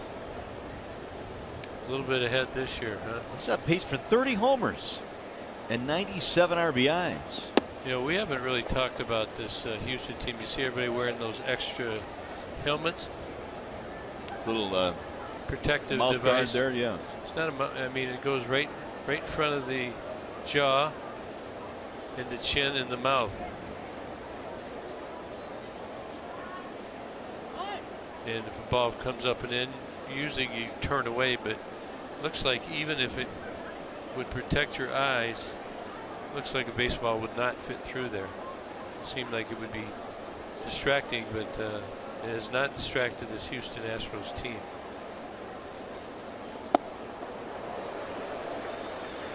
Well, this is a Houston team that came in 33 victories on the road this year. 34, wasn't it? Oh, I beg your pardon. That's even wrong. 38 and 13 on the road. So nobody in the major leagues has a better road record. 38 and 13. And they're averaging 7 runs per game on the road. So you wonder what their magic is, aside obviously from a very good lineup. Drilled to left field, going to the corner. Justin Upton trailing back toward the wall to make the catch. Right in front of 345, it fell short. Boy, that was scary when that went up. Had some backspin on it. Gonzalez looking to go deep, but Jap got over there and pulled it in. One gone now for Beltran.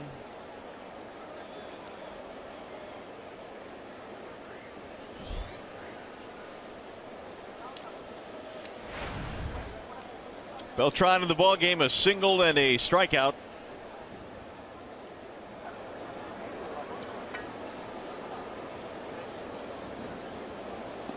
That'll float it for a strike. 0-1. Yeah, boy, check him out when that ball left the bat. He thought he got it in. Stay in the park. And it did. Everybody's giving the body language.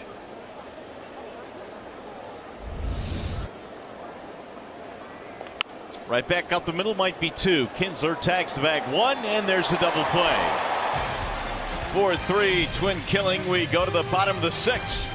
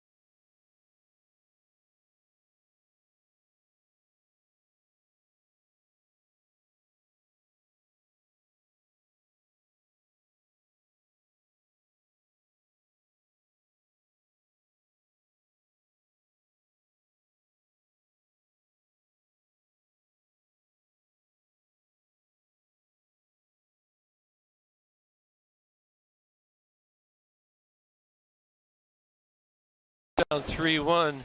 Colin McHugh has really been lights out. Good mix of fastball, curveball, and a newly developed slider. He's kept the Tiger bats totally off balance. It looks like the shadows assisting him as well. Tiger hitters not picking up the spin. Through 5 innings, 4 hits, 1 run, and walk, and 7 Ks for McHugh. You see the usage, right as he always does. 49% on the fastballs, and the secondary stuff's about 50% as well. Yeah, slider is at 26%. That's a pitch that McHugh started tinkering with when he was rehabbing here, and has kind of incorporated that now into his arsenal. That's interesting because he had an elbow. That's why he was on the DL. But right. He ramped up throwing spin balls, and this is one of the philosophies I know of AJ Hinch and his staff. Got to spin it. Aducey, Upton, and Cabrera here in the sixth. Tigers down 3-1.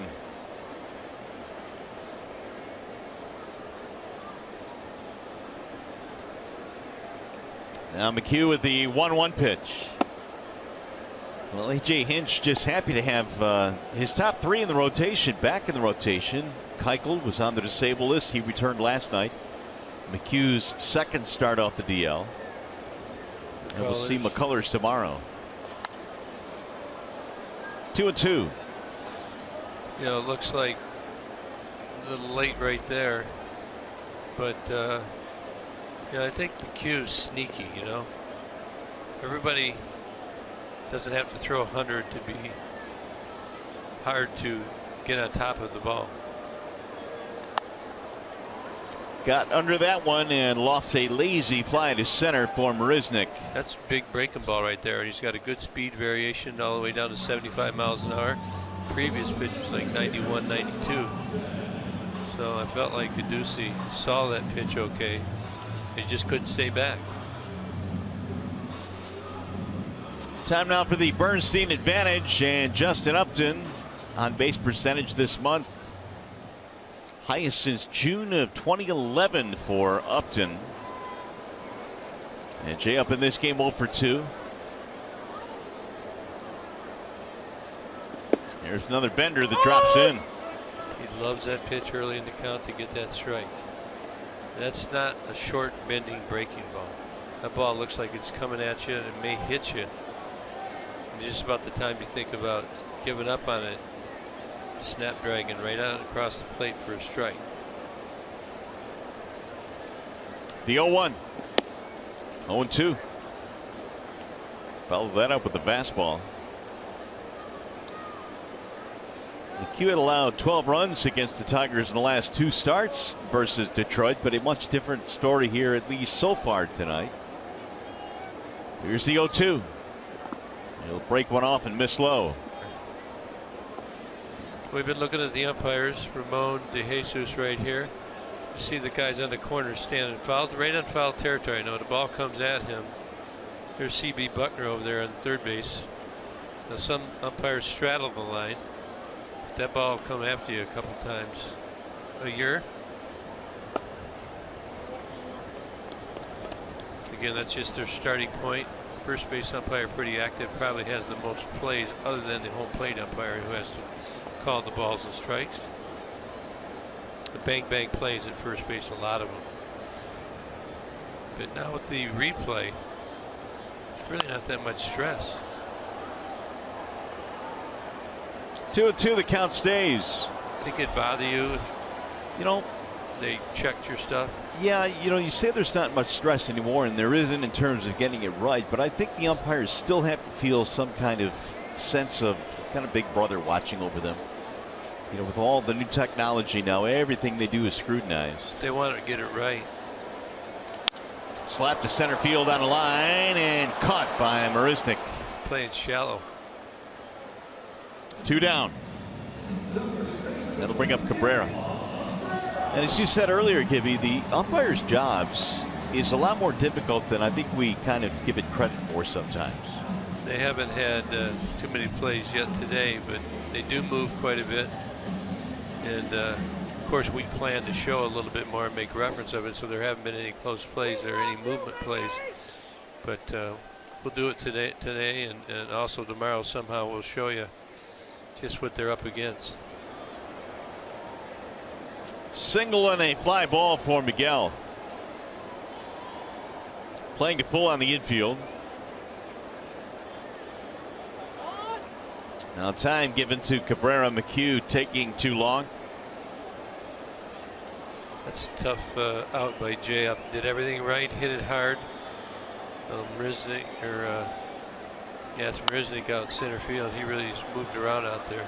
Running scoop by Gonzalez, who throws him out. Cabrera's gone, so the Tigers, and we're on our way to the 7th.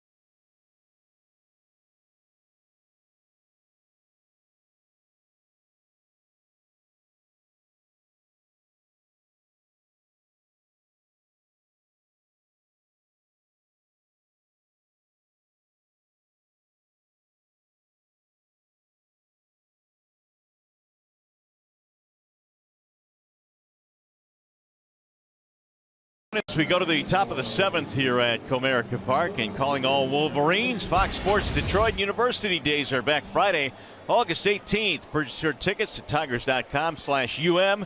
Ticket packages include a limited edition hat.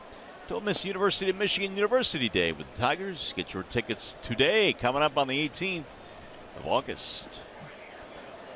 Matt Boyd goes back to the mound, and he will face the bottom 3 in the Houston lineup. It'll be Derek Fisher, Alex Bregman, Jake Marisnick. 3-1 Astros on top here in Game 2 in the series. Boyd goes to work, and Fisher sends a ground ball to second. These Astros, man, they are aggressive. They swing early. Yes, they do. They've also had some big hits last night, especially in the 8th inning. 3 hits in a row with, of course, the big 3-run home run. Yeah, they're getting after it. I mean, there's a couple different theories. Sometimes you like to swing early. What I don't like about swinging early where it gets you in trouble is with you're always on the fastball, and all of a sudden somebody throws you a changeup and you slow your bat down and you try and make contact. I'd rather, you've got to teach yourself to swing and miss, because you don't want to hit a little weak ground ball. I've never heard that used before, that concept talked about before, teaching yourself to swing and miss as opposed to making a soft contact out. Richie Hebner used to teach us to swing and miss big, look bad, because you're going to get another one, Yeah. 1 ball and 1 strike. So you can set them up a little bit, but you have to realize it mid-swing and look off balance. Especially for a left-handed hitter, it would be a big curve ball. The guy you really need to influence is that catcher. Most pitchers trust their catchers. We got action. Martez, the right-hander, warming up.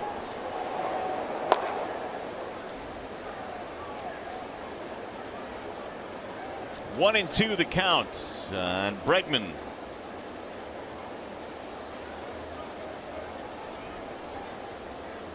Ball high, 2-2.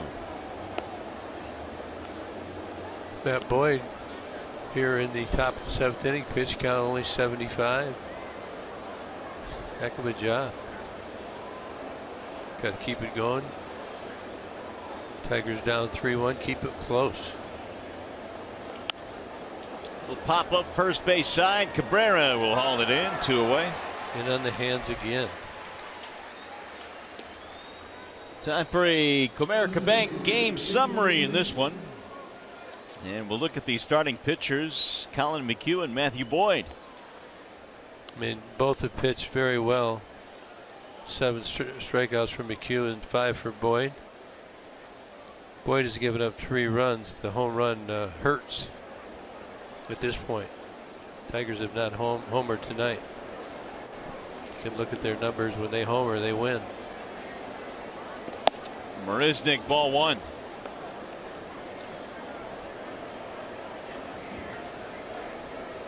May 3rd is the last time that Boyd completed 7 innings in the major leagues this year. 6 innings in his last 2, both appearances. So I mean, he's trending that way.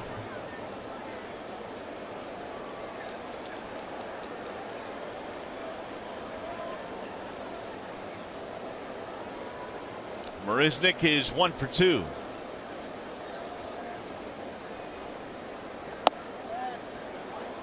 The Astros today have had 12 at bats of 2 pitches or less. That's big aggressive. Yeah. That's why you see the pitch count so good for Boyd.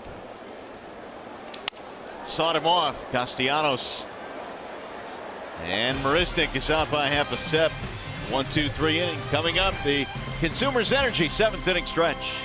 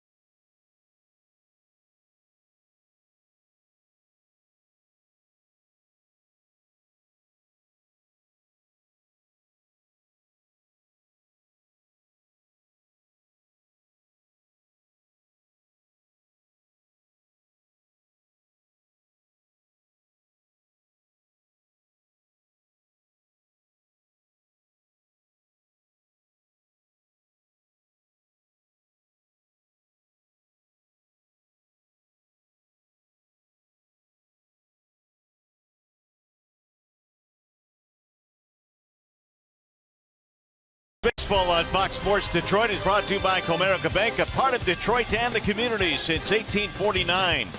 Your Metro Detroit Chevy dealers. Visit ChevyDetroit.com. See why Chevy drives the Motor City. And by Wallside Windows, we can do that. We are the factory. Time now for the Unlimited Baseball break, brought to you by T-Mobile. Here is what's going on down on the farm. Joe Jimenez, he's doing some pretty good stuff. Give you 16 consecutive scoreless appearances. Yeah, you'll see him coming back up. And Jairo Labor, look at his numbers. I mean, in spring training, he could not find the strike zone. This kid was a throw-in with Boyd and Norris, but he has an electric arm, and he's done well. And Jake Robson, he's been good in West Michigan and down in Lakeland right now. They got some good players down there in the minors. You're going to see some of them come in here in the next year or so. Some good arms, especially. Got a pitching change as Martez takes over out of the bullpen now for the Astros. It is a Wallside Windows change. Yeah, he was ranked as the #1 overall prospect by MLB at the time of his call-up. So he's got good stuff. The numbers are good too. Throws hard, 50% heaters, 95, 96. Looks like that one was 97. Curveballs, 38.5%. Then he also throws that change. Here's the fiddler sitting next to Scott Reed. Alan Trammell, special assistant to the general manager. Guys are all waiting around for trades. That is, if one comes along that makes sense. I think everybody just thought the Tigers were going to just trade everybody. That's not the case. They have valuable assets, and you don't ever do anything unless it makes sense for your organization, short and long term. 1-2 on Castellanos. You pretty much just look at how A.J. Hinch is bringing these pitchers at the Tigers. A lot of fastballs, a lot of breaking balls, and an occasional slider. Now you got Martez in there right now. Same mold. They're going with the same mold. It's working tonight against this lineup. A.J. Hinch brings another one in. Fastball, breaking ball, slider. And you can see the Tiger hitters not picking. These aren't just little short breaking balls. These are big breakers. A lot of depth on them and late break.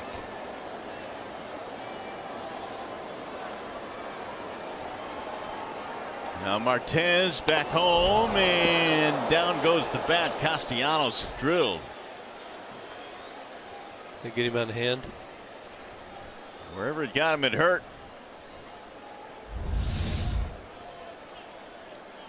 It looks like it just got away.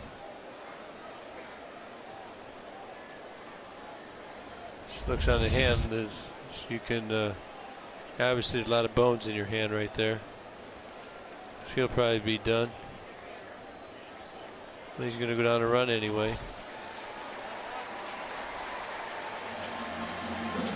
Well, while we're waiting for Casty, here's the 1-800 call Sam call of the game. V-Mart last at bat. Fifth inning, they got the shift on. Look at here. Everybody's over here. One left fielder over there. Professional hitting by V-Mart. Takes an outside fastball, just serves it through the open infield into the outfield. Unfortunately, Avila hit into a double play, hit a bullet. He erased V-Mart. Mikey Matuk walked and scored on a double by Iglesias. Tigers still trail 3-1. And Martez throws a strike at 93, and he painted the outside corner. Now you might think Houston, because of what V-Mart did, they're going to move, but look, they don't do a thing. They still got the shift on. Here's the Lone Ranger over here. You have all this space over here. It's all open. You could just serve it over there and keep the line rolling. But we all want to see him hit a home run. That's why they're playing this way.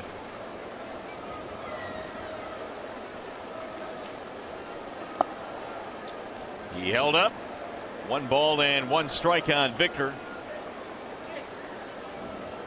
2 out of 6 in the series now for Martinez. I'm talking about this Astros team and their bullpen, man. They really excel in power arms. They strike out a lot of batters, over 11 per 9 innings, which is the best in baseball.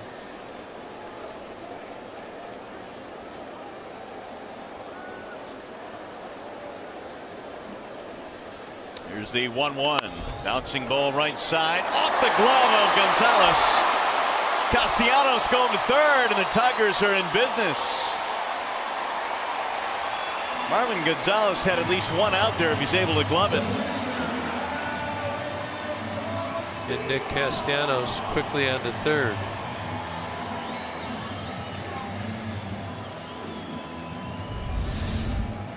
This happened yesterday as well to Altuve. Look at Nick, he's just motoring on. Good route around. Has a good read, but a couple nice home hops. Victor's got a couple of knocks, and the Tigers have a chance to score some runs here in this inning. Nobody down, first and third. Avila strikeout and double play ball.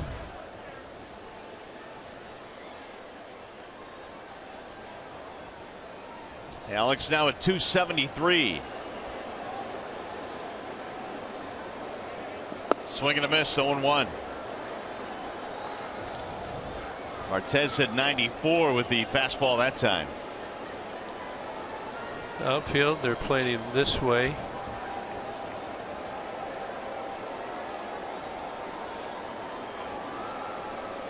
The Houston outfielders moving just as much as the infielders. We were just getting ready to show you before Victor got that hit, but remember the play that Mikey Montook had a problem with? Right. The right fielder was playing right on the line, but Houston was playing the opposite way, so I was hoping he'd pull one down that corner, but nevertheless kept the line moving, first and third. Martez this year made 8 starts down at AAA, had an ERA of a little over 5. Tigers finally giving the fans something to cheer about here in the 7th. 2 on, nobody out. Tigers owe the Astros from last night. Swing and a miss. 1-2. Alex not swinging the bat quite as good as he was a couple weeks earlier. He's not played as much. Maybe he got a little tired. Maybe they started pitching him a little tougher, being able to locate those pitches.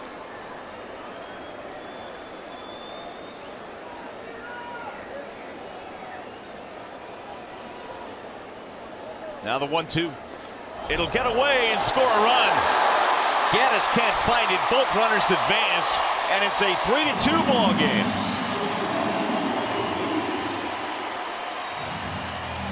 That's why that first to third is so important. Nick Castellanos, nobody out, has a good route around second base, gets on third. Then we get a bounced ball, and Gaddis doesn't try and get over it. Actually hits the umpire. Gaddis does not get over to block this. He tries to pick it with his hand. And Nick, with a good read, scores easily. Vmart on to second. Wild pitch makes it a 1-run game. Still nobody out with the tying run at second.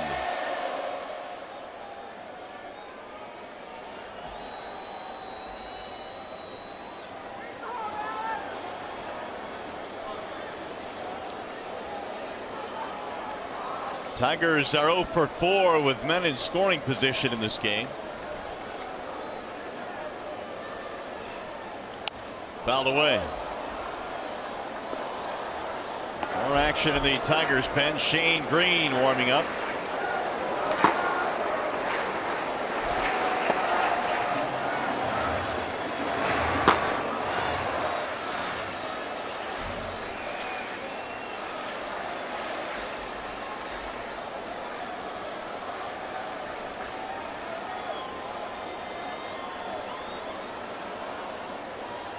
Two and two.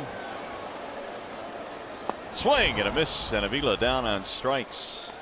Just pounded him inside. 1 away.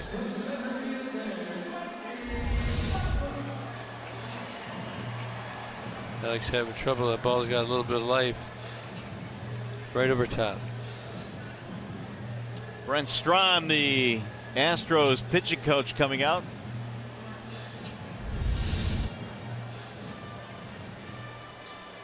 Fans, RBA Baseball 2017 is out now for Xbox One, PS4, iOS, and Android. Enjoy fast-paced pick-up and play MLB action packed with your favorite MLB teams, players, ballparks, and much more. Your breakout MLB season is here. Come ready to play. Learn more at RBIGame.com.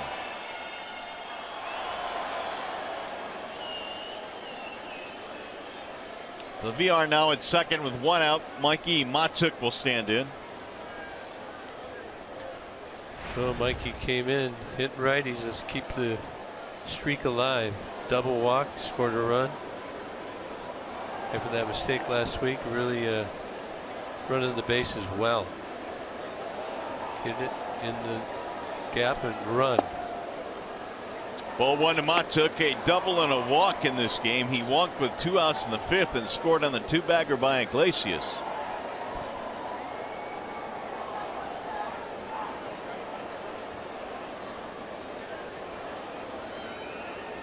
Now the 1-0.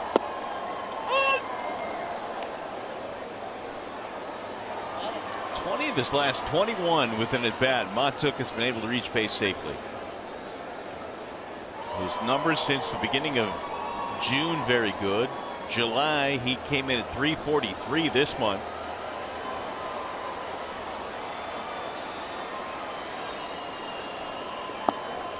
Gaddis able to block it. 2-1. Now Victor Martinez is on second base. He's the tying run. Probably going to take 2 base hits or a double to score him. So if you're thinking about pinch running for Victor, I think you want to measure whether you want him to hit the next time around. You've got to believe he's going to come up again in the game. Good rip there. 2-2 on Mikey. 95 that time from Martez. Yeah, he's sneaky. Throws a heavy ball, it looks like.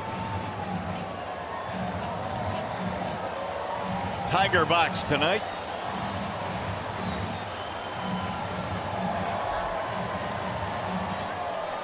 Top of the lineup has struggled so far for the Tigers. They're all going to get another chance to win the game. Martez only 21 years old out of Santo Domingo. Now he's gone 3-2.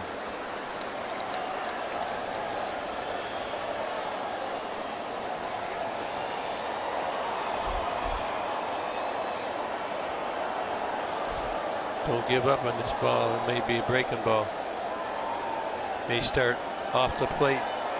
Try and break it on.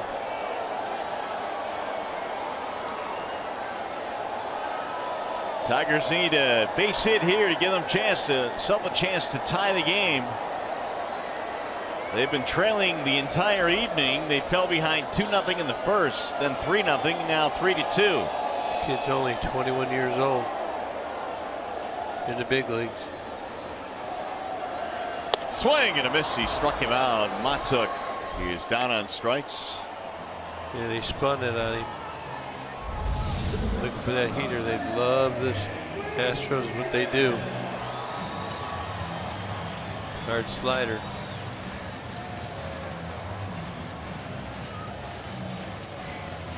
Nasty pitch. You just hope you can foul one of those off. The Tigers have first and third. Got one of the runs on a wild pitch, and Alex Avila and Matuk are struck out. It's up to Iglesias. Now we'll see what Iggy can do with 2 outs.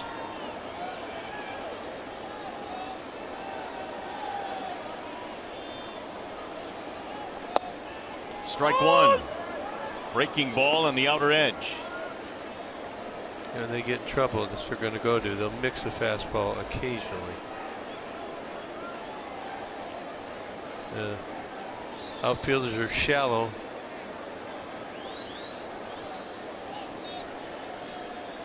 Because Iglesias generally does not display much power. So slice to right field, base hit. Here comes Martinez. They're going to try and score him, and he'll score.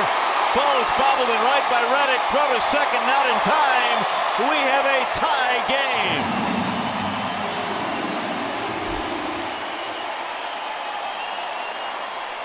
They were playing in, like I was saying, that it can burn you if the ball is in between you. You're unable to get around and come in on it. It's going to be it. We're going to have a new pitcher. Iggy Remember, he had the line drive right to the second baseman. This one gets over his head. RBI double, and it ties it up. Iglesias with his second RBI double. It'll be a wall side windows pitching change. We'll be back.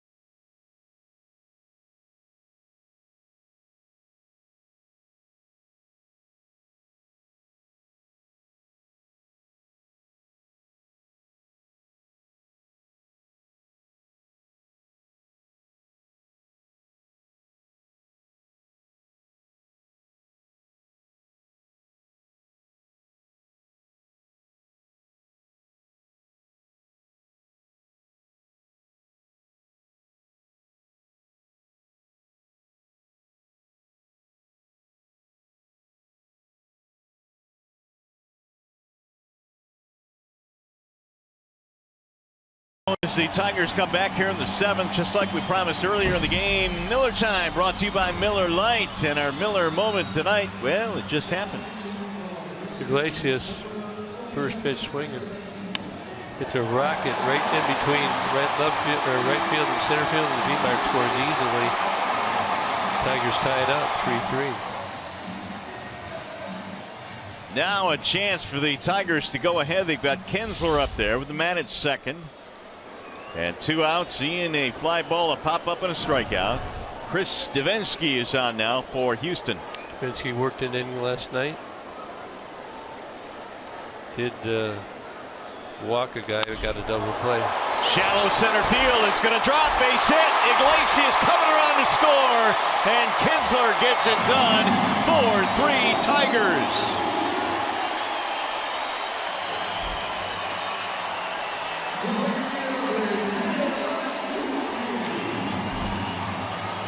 Well, first pitch swinging here. Davinsky throws a lot of off-speed pitches, lots of changeups, lots of sliders. It's right off the end of the bat. Served it in there nicely. See that ball? Looks like a little slider, 82 mile an hour. Iggy's off and gone. Nice tight turn. Scores easily. 29th RBI for Kinsler. The Tigers had their first lead of the game with a 3-run 7th. Colin McHugh had held the Tigers pretty much spellbound most of the evening, but Martez comes on here in the 7th, and now Davinsky, and they've gotten to the bullpen.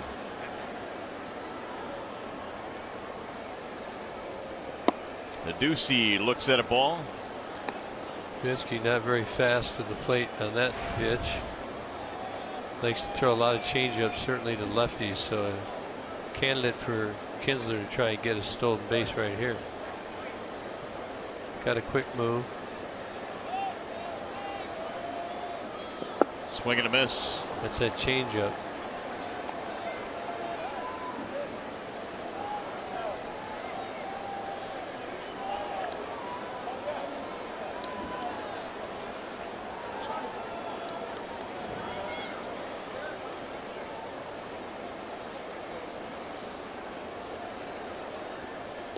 Kinsler drawing a throw.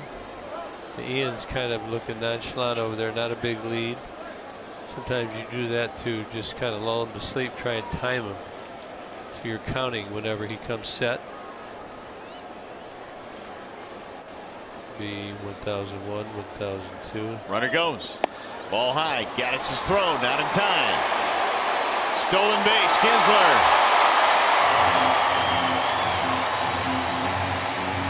That's a good setup.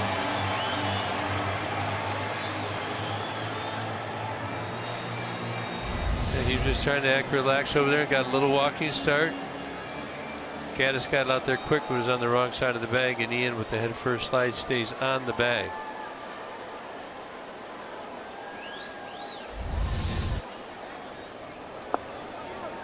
Now a full count, 3-2 on a deucey.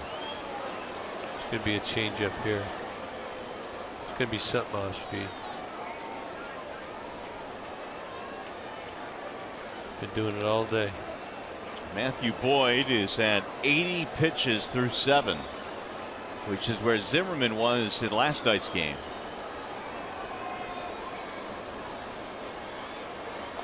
Bouncing ball right side, glove there by Gurriel, and the pitcher covers to retire the side. However, a big inning for the Tigers.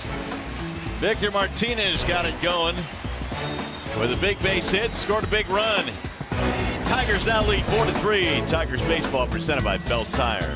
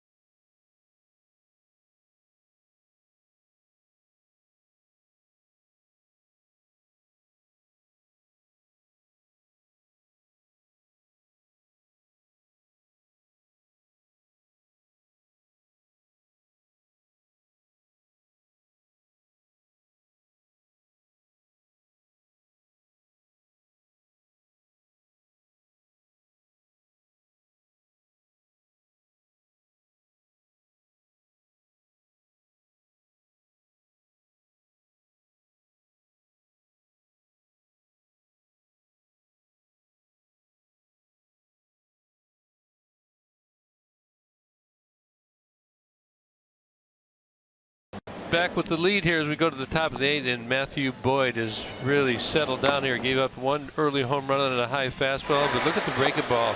He's really trusting it, gone to it. He did in his last swing, and he's also got the changeup, pretty much controlling these Houston Astros today, keeping them off balance. 7 innings, 8 hits, 3 runs, has not walked the batter, and struck out 5. Just had the 1 home run, the blip to Evan Gaddis in the first inning on a 2-run shot. It's been good since then.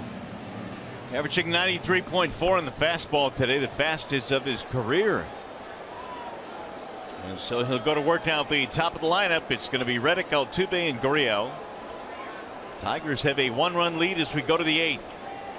If you're Brad, you know if you bring in the righty, Gaddis is probably going to get pinch hit by McCann. That's 4 batters away. Gonzalez is a better hitter against right-handed pitchers. He follows Gaddis.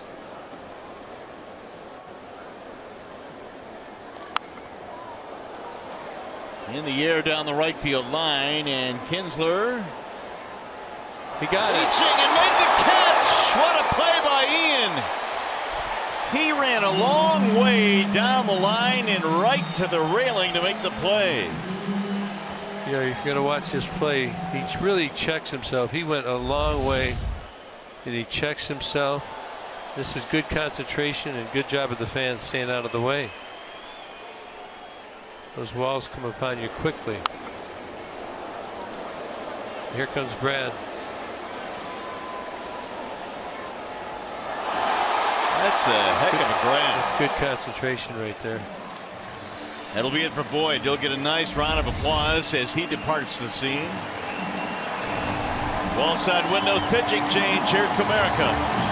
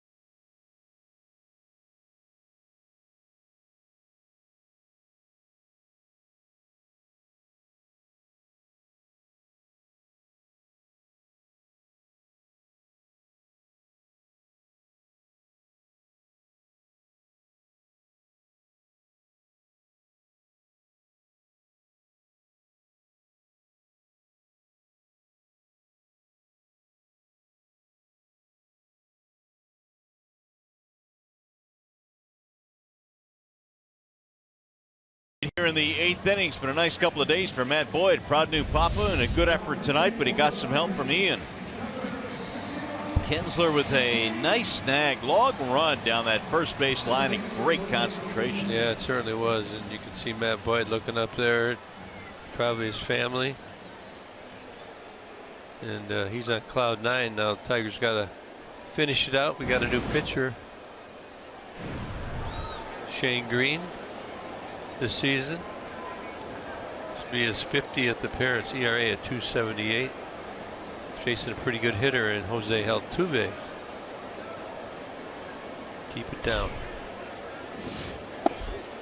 Altuve has his 19-game hitting streak on the line. He is 0 for 3 in this game. Ground out, pop up, fly out. It looked like a setup to me. Did you see the way Altuve took that pitch? I'd really be cautious throwing another one of those. Luckily out of the way. And driven toward left field on a line, but Upton is right there. 2 gone. Right out the end of the bat. I like that pitch sequence there. Dangerous hitter retired. 2 outs. It'll bring up Yuli Gurriel. See what he does. Get Gurriel, then Gaddis. See if he doesn't give you McCann.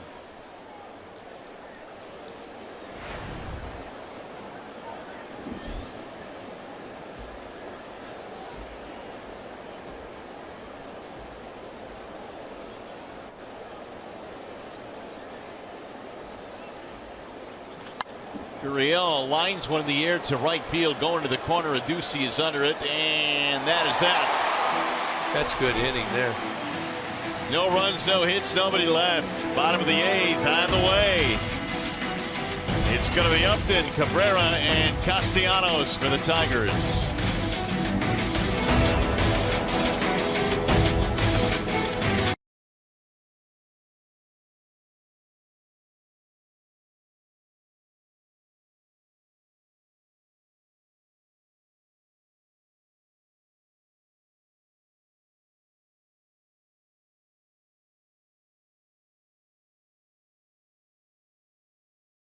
Tigers staff is throwing the ball pretty well, and of course a lot of rumors about JV, but he's got to go out and throw a gem tomorrow. Lance McCullers, very talented, much like McHugh today. Throws fastballs, pretty good breaking ball. It's a good matchup tomorrow. See, both have well over 100 strikeouts this year already. Astros back to the bullpen, and in a wall side windows change, Luke Gregerson is on.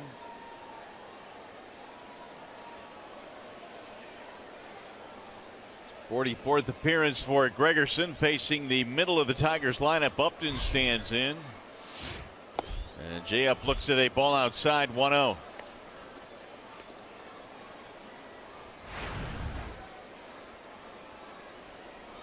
Cabrera, then Castellanos to follow.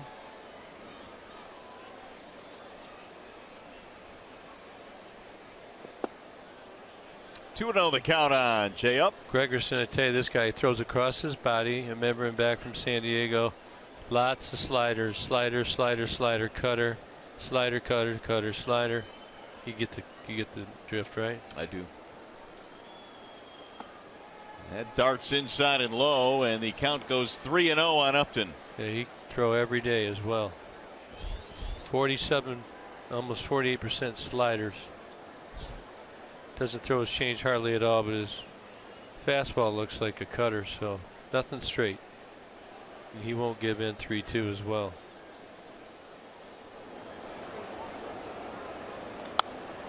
Jay Up taking a hack on 3-0. Gregerson leads the club now with 44 appearances.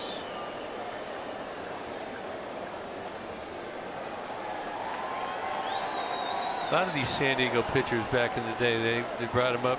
Remember, I was talking to one of their scouts, Bill Brick. One of the things they look for, thrown across their body. Just very fluid. Jay Up looked like he's looking for a slider right there.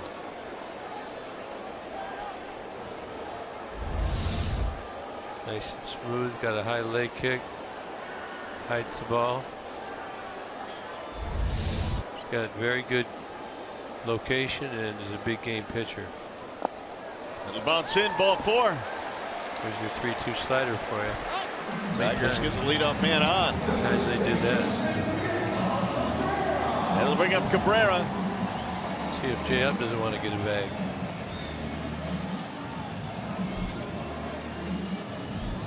Tiger closer Justin Wilson will have Gaddis, Gonzalez, and Beltran due up.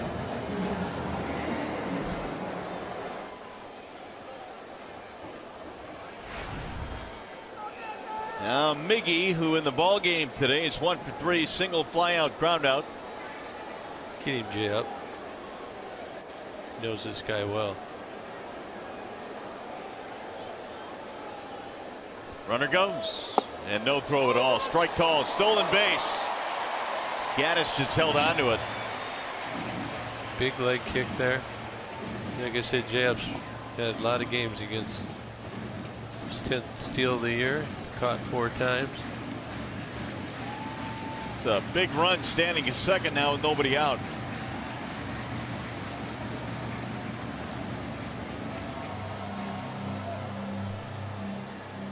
Get Jay Up and Altuve talking. Altuve, he likes to talk to everybody. So let him set you up, Jay Up.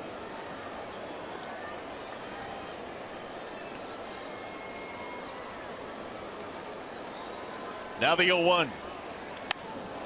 Whistle foul back out of play. 0-2 on Cabrera. You see Miggy really trying to go the other way and get Jay Up over for Castellanos. To hit Jay Up in.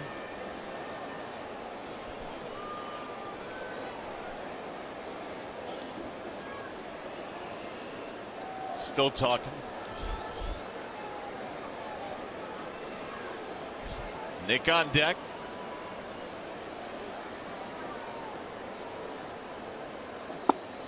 Ball low, 1-2. Gregerson 5 years in San Diego, 1 year in Oakland.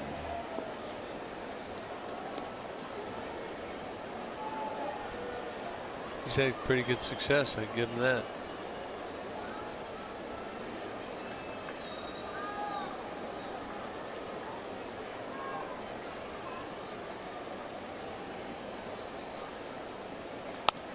Another foul back out of play. Big tack on run right here.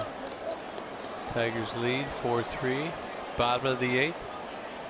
Jay Up on second. Nobody down. 1-2 count on Miggy.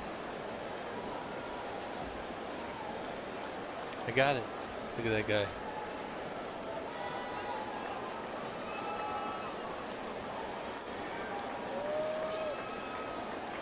Gregerson 2 years ago, 31 saves for the Astros. Driven foul again. And he got it done, as you mentioned, with a lot of sliders and breaking pitches, and a guy that typically when you get a guy that rolls up 30-40 saves. He's got a really power fastball like they have in Giles now as their closer. Like I say, it looks like most of these guys can all spin curveballs and sliders, so it makes their fastballs play up. Miggy looks comfy to me, so let's get the job in here. Miggy going to come in now. High fly ball in the air to center field. Not deep enough. It's going to be Marisnik under it. Runner tags. Here comes the throw to third base. Not in time. Runner moves up. Astros will bring the infield in.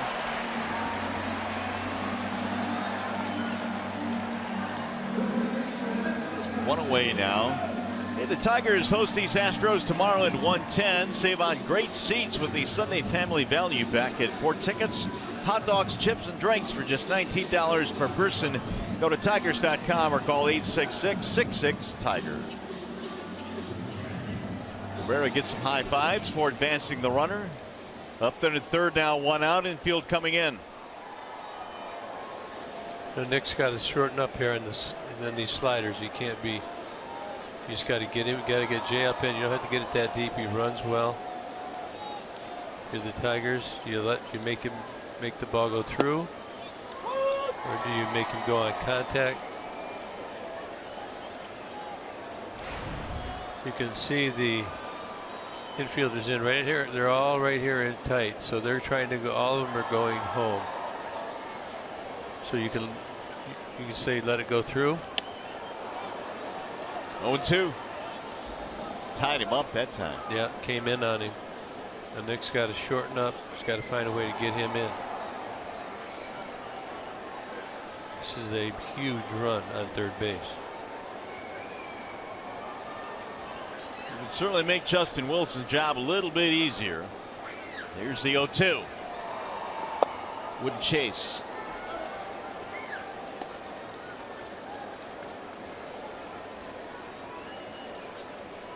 Looked like Castellanos leaking a little bit there on that front side. You got to stay closed. Got to let it come. You watch that front side, that hip leaking a little bit. You got to almost close your stance against this guy.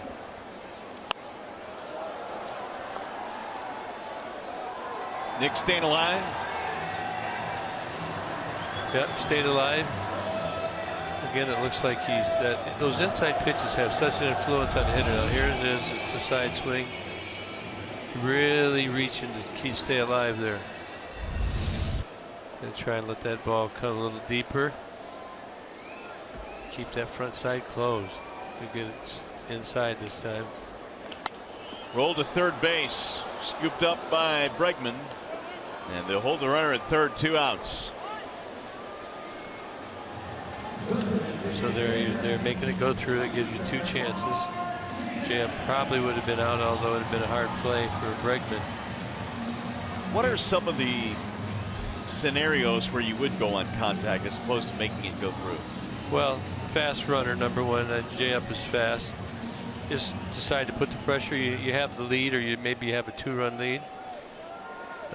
You know, again, that's easy for us to say, go ahead and do it. You know, this will bring up Victor. He's been swinging the bat good, so Brad believes in 2 hitters, Castellanos or Martinez. He's going to get the job done.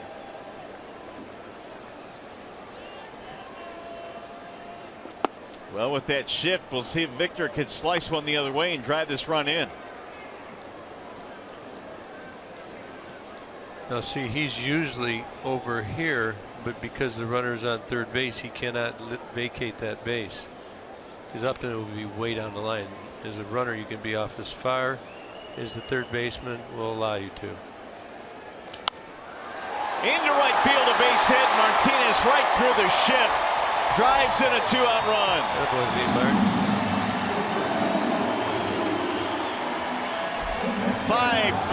5-3 Tigers.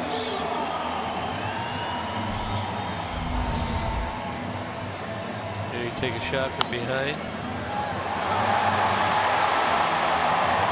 Victor's just been looking better and better at the plate, staying back. 3rd hit of the game. That'll bring up Avila.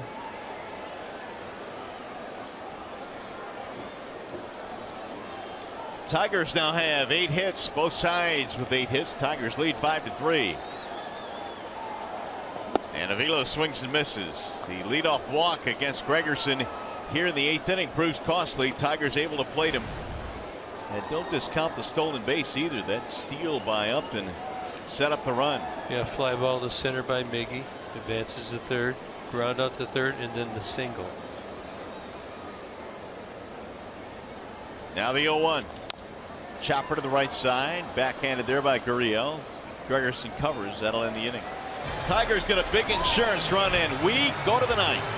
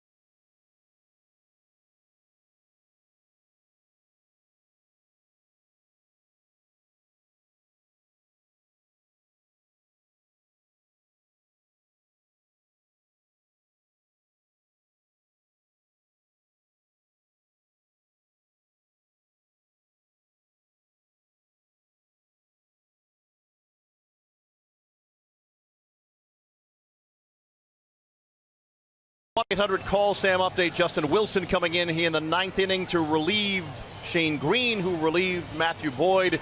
And Boyd is the story of the night, I think. Oh, absolutely. Tremendous adjustment made by Matthew Boyd. Made a couple mistakes early, guys, but then he adjusted, made pitches when he had to. We're going to dive all the way and deep into this in the postgame show. Make sure you stick around. All right, you'll see those adjustments in great detail. Tigers trying to nail this one down. Upstairs we go. Mario and Gibby to bring it home, guys. Gentlemen, thank you. Justin Wilson now is on to try and get the save for the Tigers. Jay Willie, the Tigers closer. 12 out of 14 save opportunities. He's fresh and ready to go. 55 strikeouts and 16 walks. Evan Gattis will lead things off against the lefty closer. Gattis, couple of hits, including a 2-run homer that got the Astros out to an early 2-0 lead in the first. Gattis, Gonzalez, Beltran facing Justin Wilson.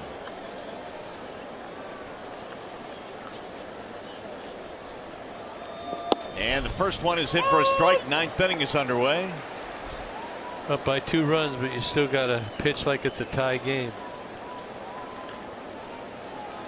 Can't just groove it down the middle. You got to pitch. These guys will jump you. They've been jumping us all game. Have not centered anything yet. And there's a base hit to left field. A single to lead things off here in the 9th for Gattis. It's his 3rd hit, which makes the insurance run the Tigers got in the bottom of the 8th a little bit more important now. Yeah, these Astros, they've got several come from behind victories. They believe in situations like this that they're going to come back. So you got to make good pitches right here. Andrew Romine coming into the game. He's now at 3rd base for Castellanos. Marwin Gonzalez at double in 3 at-bats.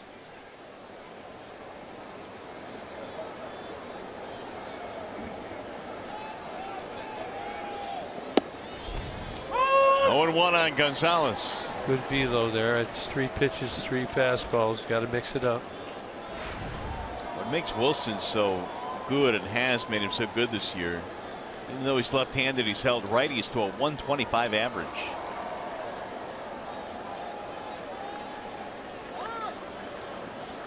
Now time called. Could go for a 6-4-3.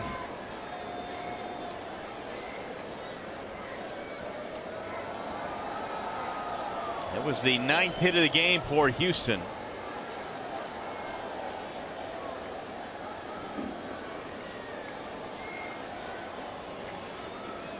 The 0-1.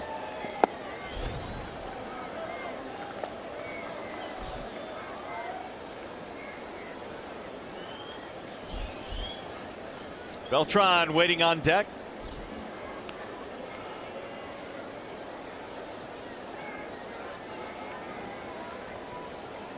Jay Willie's really taking his time, working real slow and meticulous right now. Bouncing ball to second. How about a 4-6-3? That'll do. Double play. Take on. Tell you what, this is a great flip by Kinsler. Gonzalez runs pretty good. Look at him, he gets it, and look at Iglesias coming across, kicks the bag on time. The Astros were 55-6 when leading after 6th inning, as they were today, but right now the Tigers 1 out away from winning. Here comes the crowd now.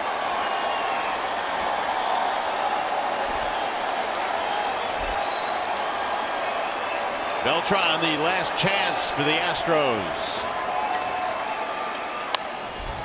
0-1. They're still hacking, aren't they? They are. They don't wait. They're not saying take a strike. They're saying let's get it over with one way or the other. But it has worked well for them this year.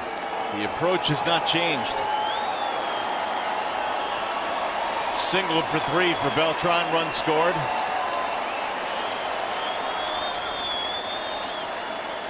Here's the 0-1. Ground ball to short. Iglesias. And the Tigers win game 2.